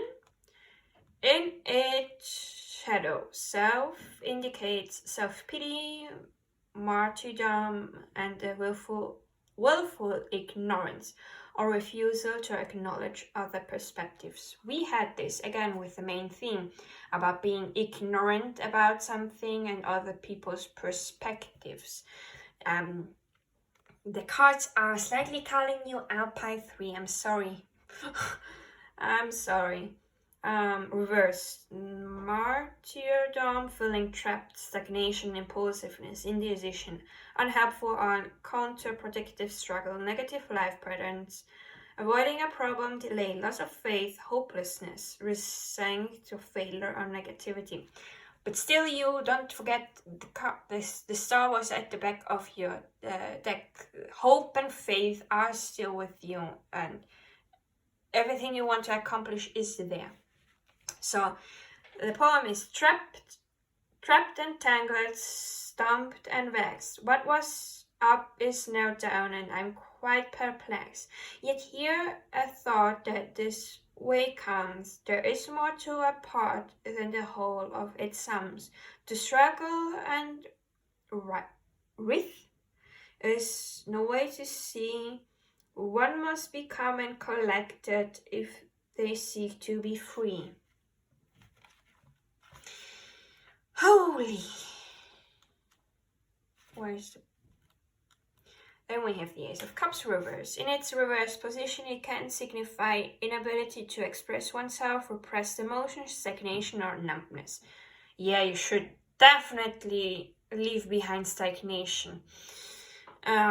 Repressed emotion, emotionally inarticulate, unrequited love, lack of creativity, infertility, stagnation, numbness.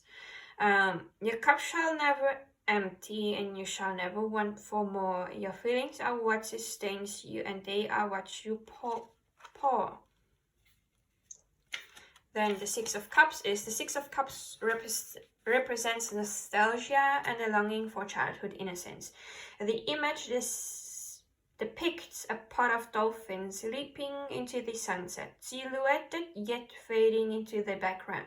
Much the same way our memories, blurry and distant, are easily romanticized. In this way, the Six of Cups warns against the temptation of escaping into memory. While the past is a nice place to visit, relive, and must return to the present.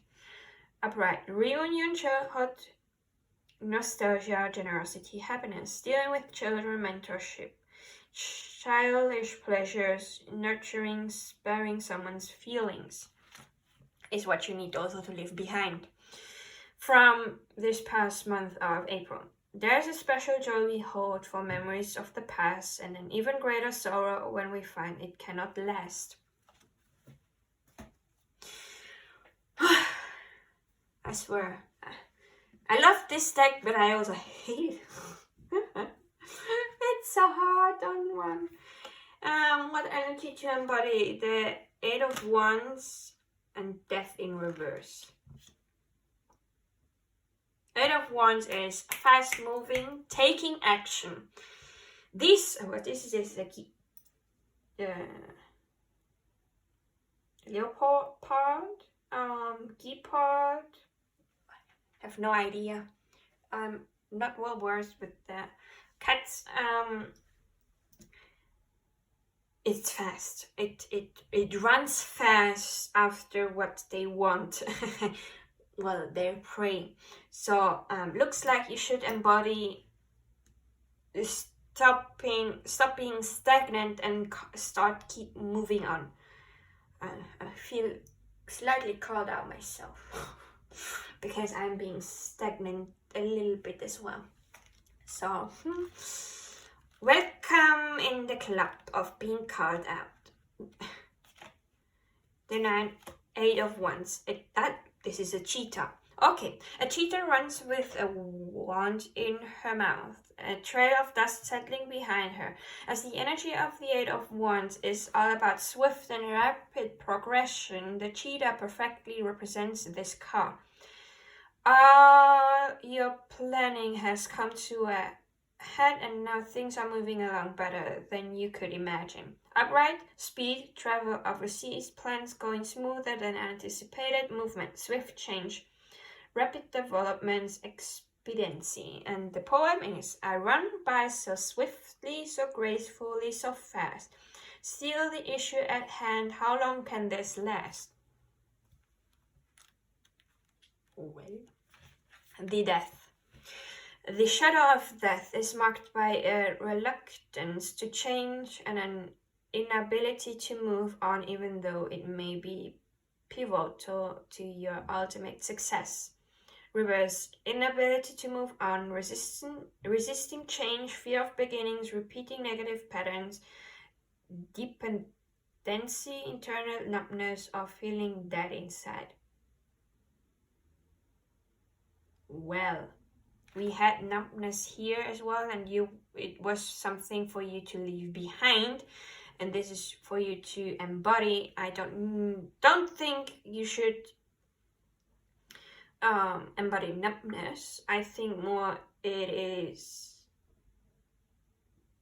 a little calling out for you to stop resisting change and calling you out that you are repeating some negative patterns, and you should start to be aware of it and work through this.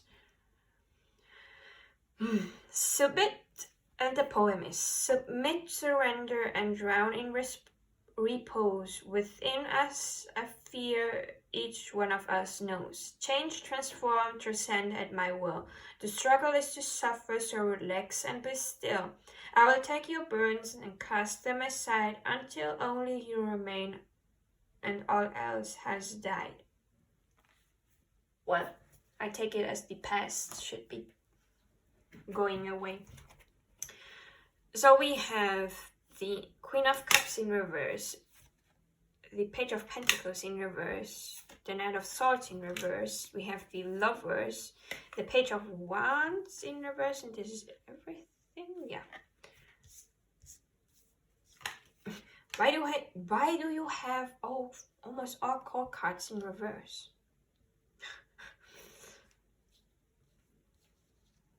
Now, moving this so that you can see. Can you see? Can you not? You cannot. So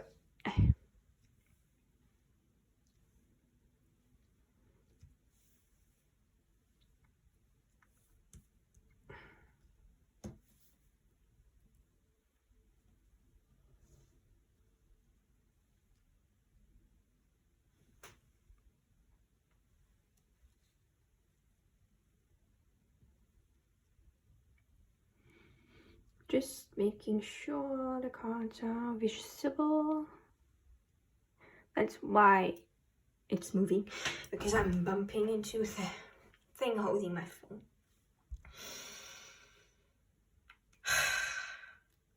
What's this for a mess?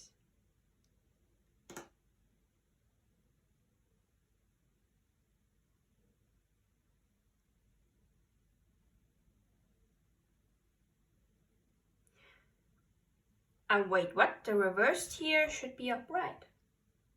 Sorry, I've heard reversed and upright. Changing.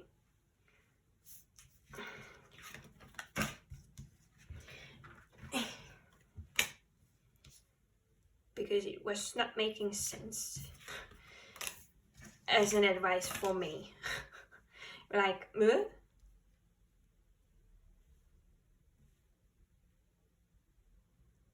This looks more like an advice. So, Knight of Swords, swift moving, taking action. Yeah, you should definitely leave the stagnation behind and start moving ahead. the Knight of Swords is the fastest moving knight. He takes action in a jiffy. But then we also have the Page of Wands, who is really passionate and wants to bring into fruition what they're passionate about. Like, they're still green behind their ears. They are in the planning phases of taking action, because the action is done by the Knight of Swords, the Knight of Wands here in this case. The Knight of Wands is when you take action, and the Page of Wands has this passion towards something and is planning out to take afterwards action on it as the Knight of Wands. So being passionate and motivated about something and moving forward with this. Listening to your intuition and your emotions, so in a sense stop being numb and listen to your emotions and expressing them as well, because we had somewhere in the guidebook saying a hard time expressing the feelings. So the Queen of Cups is someone that knows how to express their feelings in a lot of different ways. And the Page of Pentacles is someone that is curious about something and wants to learn everything there is about it. The Lovers, in this case, I think it's more not about talking about a union of two different people, but more of having a harmony between two different energies within you. So let's get started with the main card of this little spread here, that is the Knight of Swords. As advice is, the Knight of Swords is a strong masculine presence who is steadfast in all their pursuits. They rush hell-bent towards the beast, unafraid, as failure is not an option. If the Knight of Swords represents a person, you know they are likely someone who wields their intelligence as a weapon and who is not only ready but eager for a fight. Upright, a younger, more masculine energy who is either Gemini, Libra, or Aquarius. We had the King of Swords even. Opinionated, action-oriented intelligence, seizing the moment, rebellious, ambitious. I will have my victory. This beast will be slain. I care not for its suffering, its life, or its pain. Well, kind of brutal. And as I said, this deck is like brutal in many ways. The Queen of Cups is a compassionate. Harmonizing this brutality with the compassion. The Queen of Cups is a compassionate and caring soul, supportive of us, pursuing our creative endeavors, and following our intuition. When it does not represent an actual person, the Queen of Cups can also be a sign that you are experiencing strong emotional attachments to someone or something. A mature feminine energy who is a Pisces, Cancer, or Scorpio, someone with emotional intelligence, empathetic, a nurturing individual, intuitive, compassionate, creative, a shoulder to cry on, emotionally well balanced. To listen and to feel are lost skills to some, but I know their true value and will never go numb. Well, pile number 3. You've got called out more than once already with the numbness. Page of Pentacles. The Page of Pentacles is a younger feminine energy at the start of their professional journey. They are a wide-eyed go-getter. Though they have minimal capital, they have a keen eye for business and investment. This, combined with their creative vision and fervor, will surely take them far. Whether in you or someone else, the page is a messenger of enthusiasm and motivation. A young feminine energy who is either a Taurus, Capricorn, or Virgo, eager to learn and invest, vision, a new job or opportunity, optimistic. A coin is like a seed in more ways than one. Both can be made into plenty or be reduced back to none. The Page of Wands. The Page of Wands is a younger feminine energy who is full of passion, enthusiasm, and optimism. If they are to represent someone in your life, they are likely a person with a lot of energy and eagerness to succeed. They could be a student, apprentice, or a younger sibling or relative. A younger feminine energy who is either a Leo, Aries, or Sagittarius, enthusiastic, eager to learn or travel. A free spirit, discovery, harbinger of motivation, certain search of inspiration. The options are endless, the opportunities vast. With all that's around me, time flies by quite fast.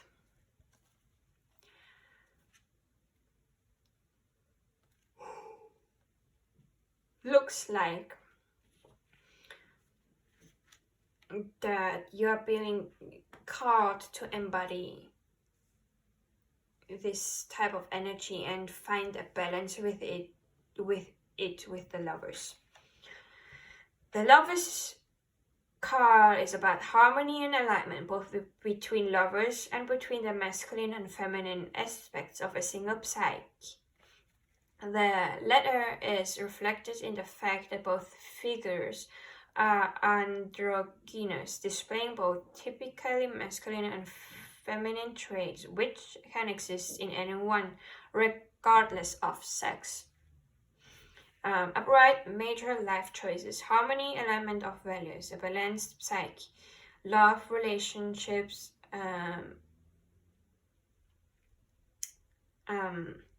mature connection that I cannot pronounce because YouTube, so 18 plus stuff. Emotional connection, romance, desire, completeness. The poem is: love's embrace can be fierce or sweet, igniting sparks of intent when the two aspects meet. Yet bliss and danger both lurk here, as love and passion give life to fear. As flames of hunger bite the skin, one wonders if this union is of virtue or sin. So yeah. In your case, you really advice from spirit, from the spirit guides, are to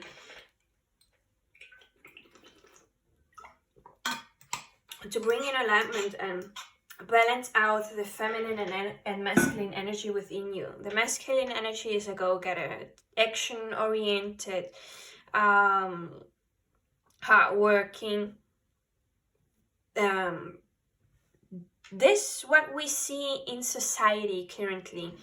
It's more masculine. I'm just putting it here so that we can see the other cards. It's more masculine oriented society, so working, and the feminine energy is more like receiving. Know that she is receiving, being compassionate, listening to the emotions and stuff like this. And so getting the stuff done, and also knowing that things shall be received. This is what it's trying to come through now in this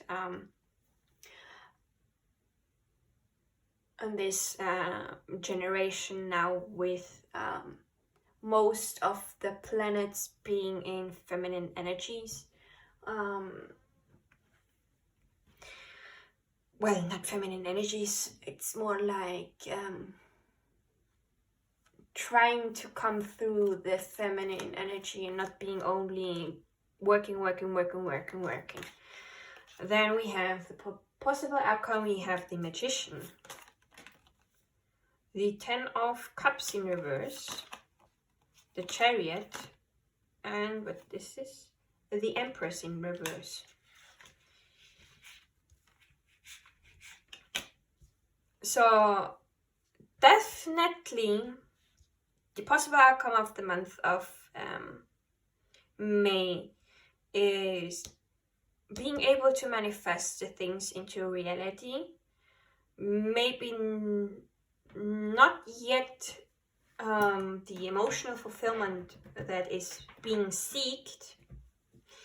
A lot of movement, if it is traveling or moving towards something with the Chariot, but also the Empress is in reverse. So for me, the Empress is a self-care card. So when it comes out, self-care is a little bit at the back burner. So it's reminding to find the balance between working hard and self-care, as well as the receptive energy.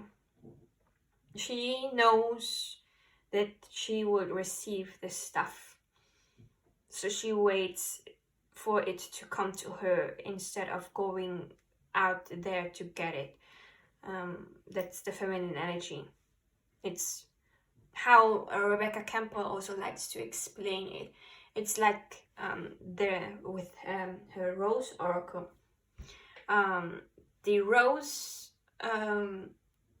doesn't go wandering around searching for bees or butterflies. It's there. It stays there. Knows that her sweet nectar is going to allure the bees and butterflies to her. So she waits and she shall receive them, because she knows they are going to come when she stays open and beautiful. So the Magician. Should I also hide the man boobies? I don't know. I really don't want to have problems with YouTube. So the Magician is a card of progress. He is just beginning to understand himself and his power. He is fused with nature's master craftsman, the spider. He is also gifted with wings representing an elevated intellect. Upright, skill, gaining experience, action, experimentation, power, resourcefulness, concentration, intelligence, logic, influence, willpower, academic success.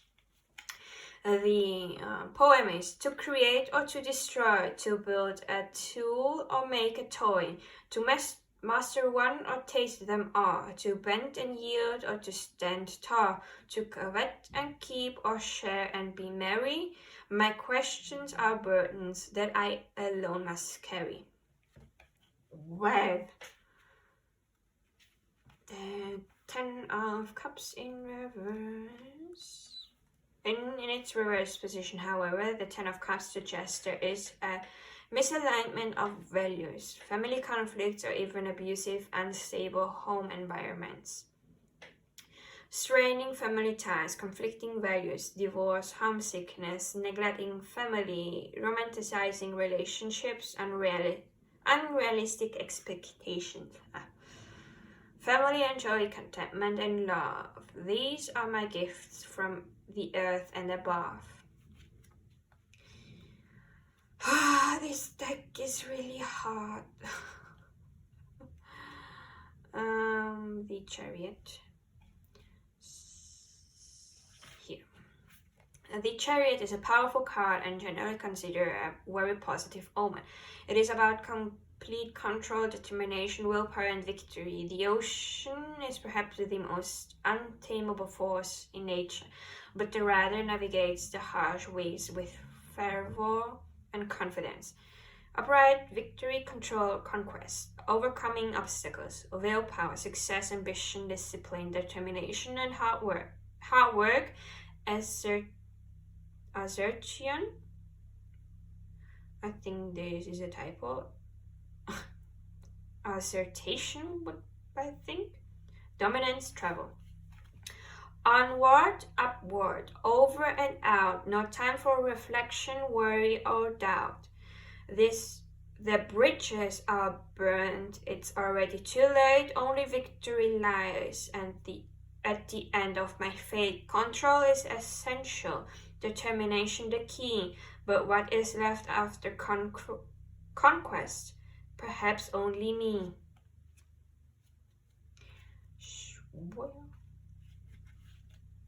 The Empress. Her shadow self, however, is dependent on others, weak-willed, and suffers from creative blocks.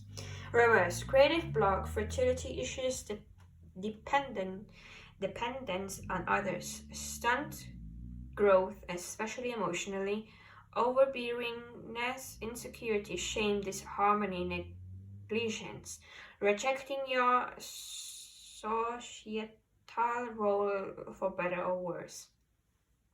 I swear this deck is brutal.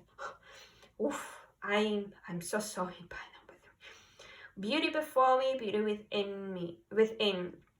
A life with abundance, a life without sin. You may mock me aplenty, call me shallow or vain, dismiss me as weak or easily slain. Yet it is you I hold close like a child to the breast, whilst you writhe in your pain, this self-distress with.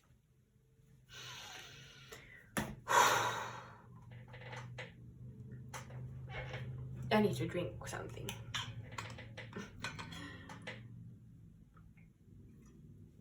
I know this deck can be brutal, but this is far from my expectations. Oof, tata. Let's hope the oracle cards are a little bit gentler, because I think you need a bit more gentleness right now. After brutality speaking, oof. Okay. What else does pile number 3 need to know about May 2023? Please, spirit guides, what else can you tell us about the month of May for pile number 3? What advice do you have for pile number 3 about the month of May 2023? Anything else? Pile number 3 you need to know about the month of May 2023. Please, spirit guides, is there anything else you can add as an advice for pile number 3? Anything else that is going to happen in the month of May for pile number 3? Please, spirit guides.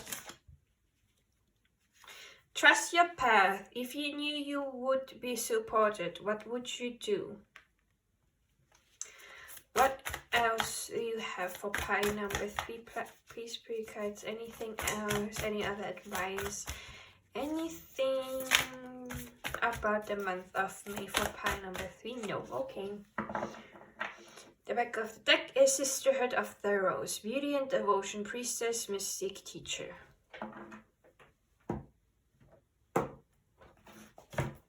I'm going to read the guidebook because Rebecca Campbell has a way with words, and it's also quite gentle after the brutality of the Children of Litha. I think you need a little bit more lightness. Trust your path for 54. The universe is conspiring. Keep facing your true north. Your job is not to pave the path, but to simply keep facing your true north and take one step after another. If you do this, you can't go wrong. The universe is conspiring. Don't waver or doubt. Use your heart as a compass and put one foot in front of the other. If you follow the invisible trail of what lights you up, you will light up the world without even trying. Most people don't follow the highest call of their soul because they are waiting to see the end destination before they take the first step. If You take one baby step each day. Within a year, you will have taken 365 steps in your dedicated direction. If you want to write a book, write a page every day. If you want to change careers, do one thing every day in dedication to that. Before you know it, in just a year from now, you will turn back and look in awe at how far you have journeyed. Keep moving and open yourself up to a whole new level of support and receiving. Things are not going to work out the way you are planning, but if you have a little faith and keep showing up, they will work out even better than you could possibly imagine. Don't micromanage the universe. Trust your path and let your soul lead the way.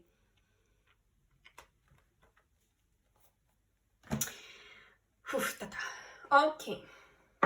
So definitely follow your intuition and what makes you happy and inspired, even if it doesn't show any results right now. After a year, if you look back, you see how much you did.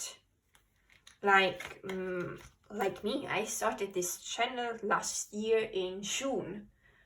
And I started with 5 subscribers. Now it's not yet 1 year and I have 124.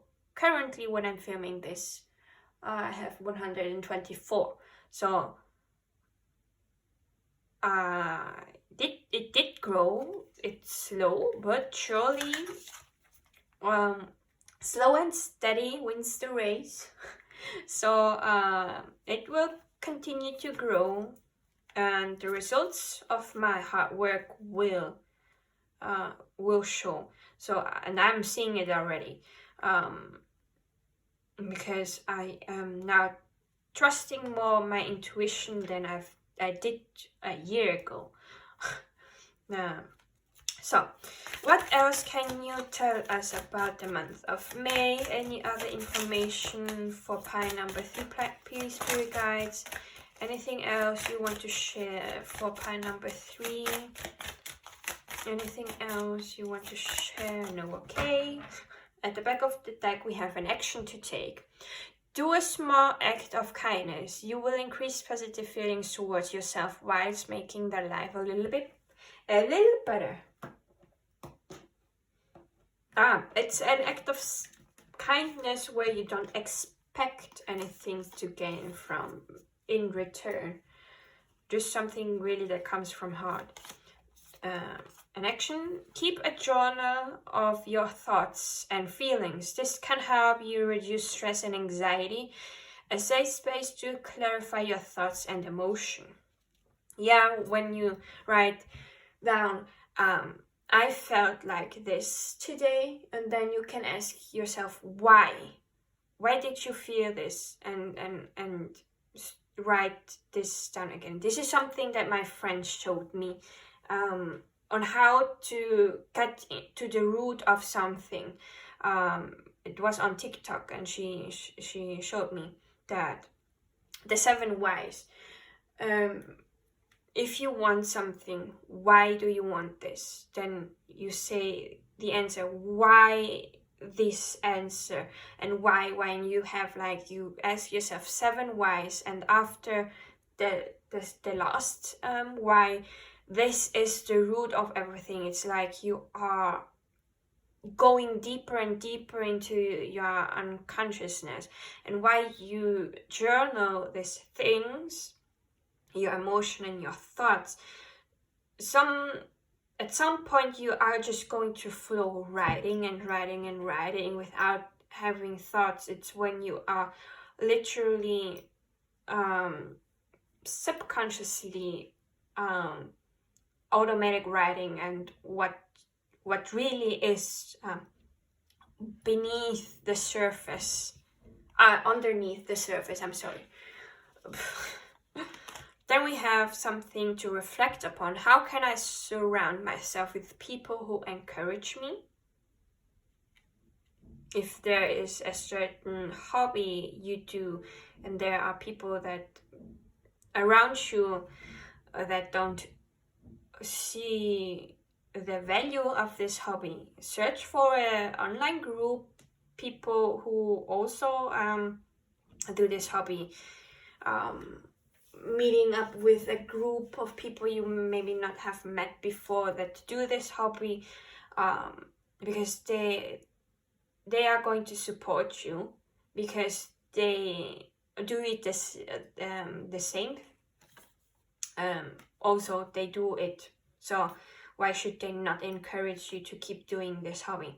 So also something to reflect on. What do you love about life? It could even be a sweet chocolate, and if you keep on writing what you love about life, like you write, what do you love about life, and you start with something small, like what I love about life is that I can eat chocolate, that I can swim at the clear ocean, that I can travel, that I can do this and this and this, and then you will see how much you truly love of life, and see that not everything is bad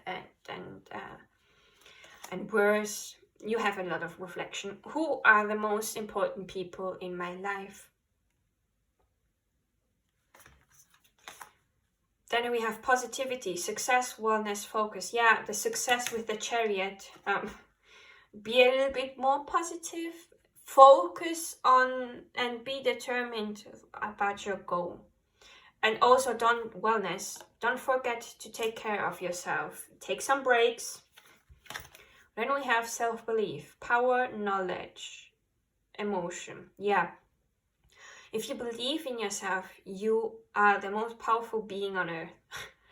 Because no one will be able to keep you out of your path. You just keep on going.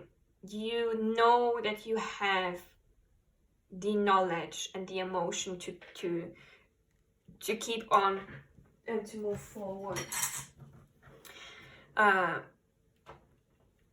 Yeah. So let's get some messages from my self-made oracle deck, my rainbow deck. Everything can appear here in this deck. It's just a bunch of things that I thought about.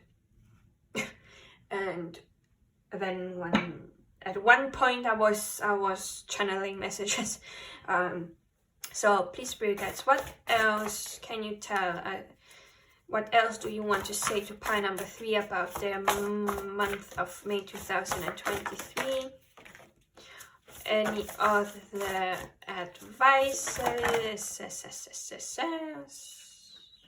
This is my mistake. So I'm not taking this because the cards are big. They are enormous. So at the back of the deck we have formulate differently. So if you have a question to your guides, you need to be a little bit more clear with the message.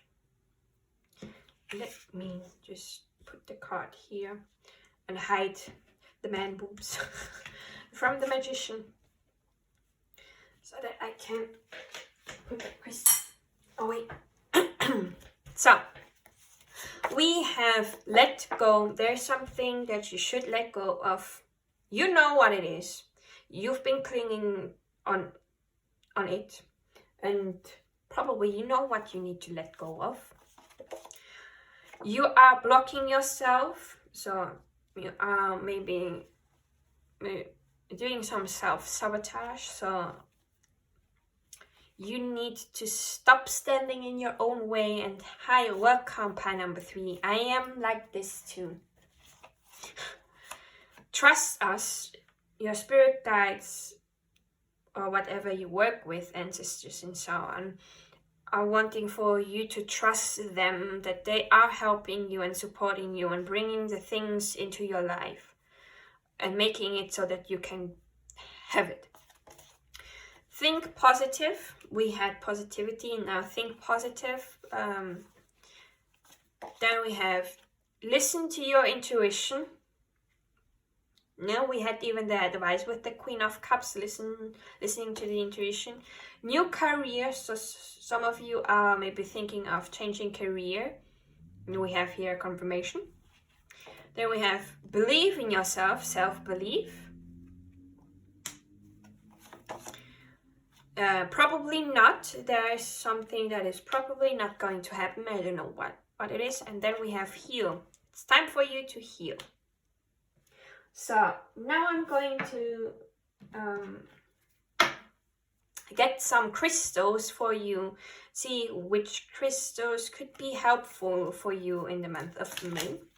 By the way, this deck is in Portuguese. I will be translating, don't worry. So please, spirit guides, what crystals could be helpful for pile number 3 in the month of May, Holy? A lot. You have a lot of crystals. Let me see.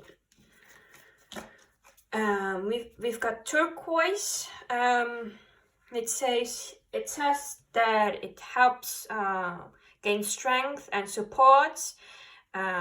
It helps the throat chakra. The throat chakra is about expressing yourself.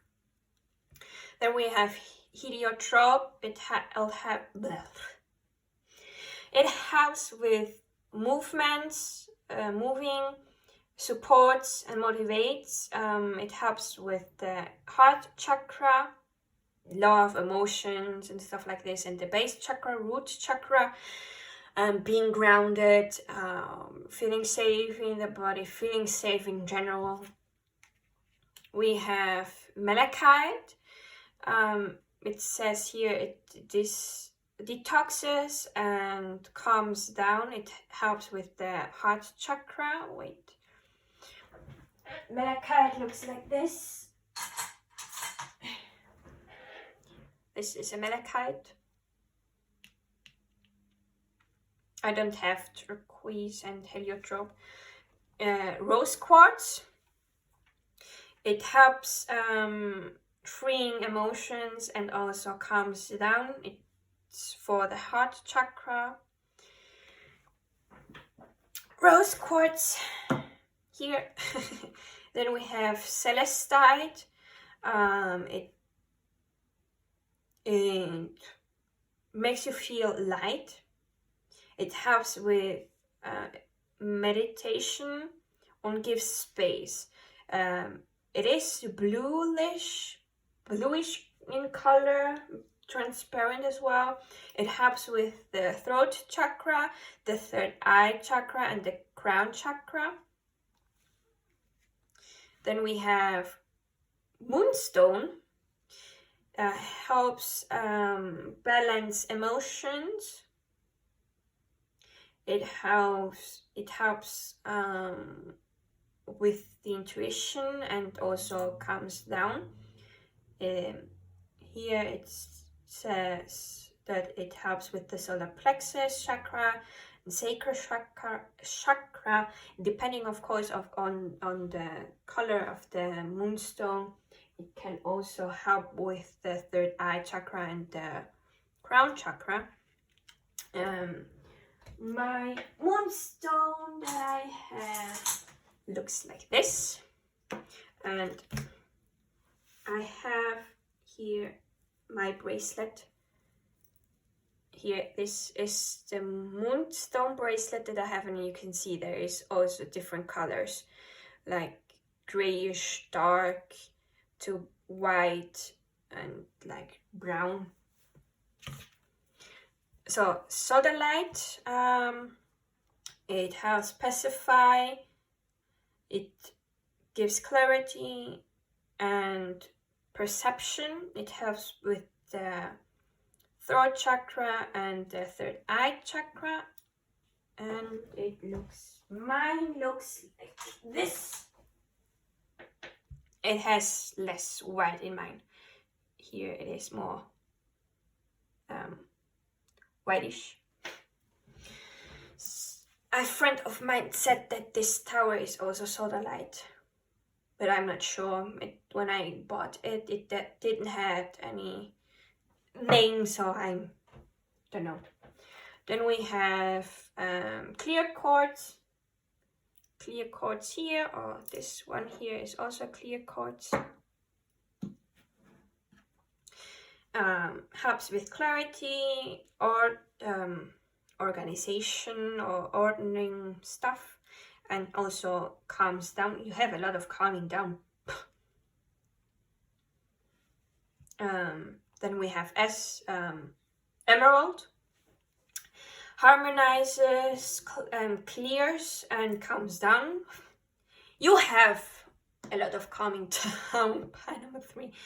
Heart chakra. I don't have an emerald. Azurite. Integrates. Gives.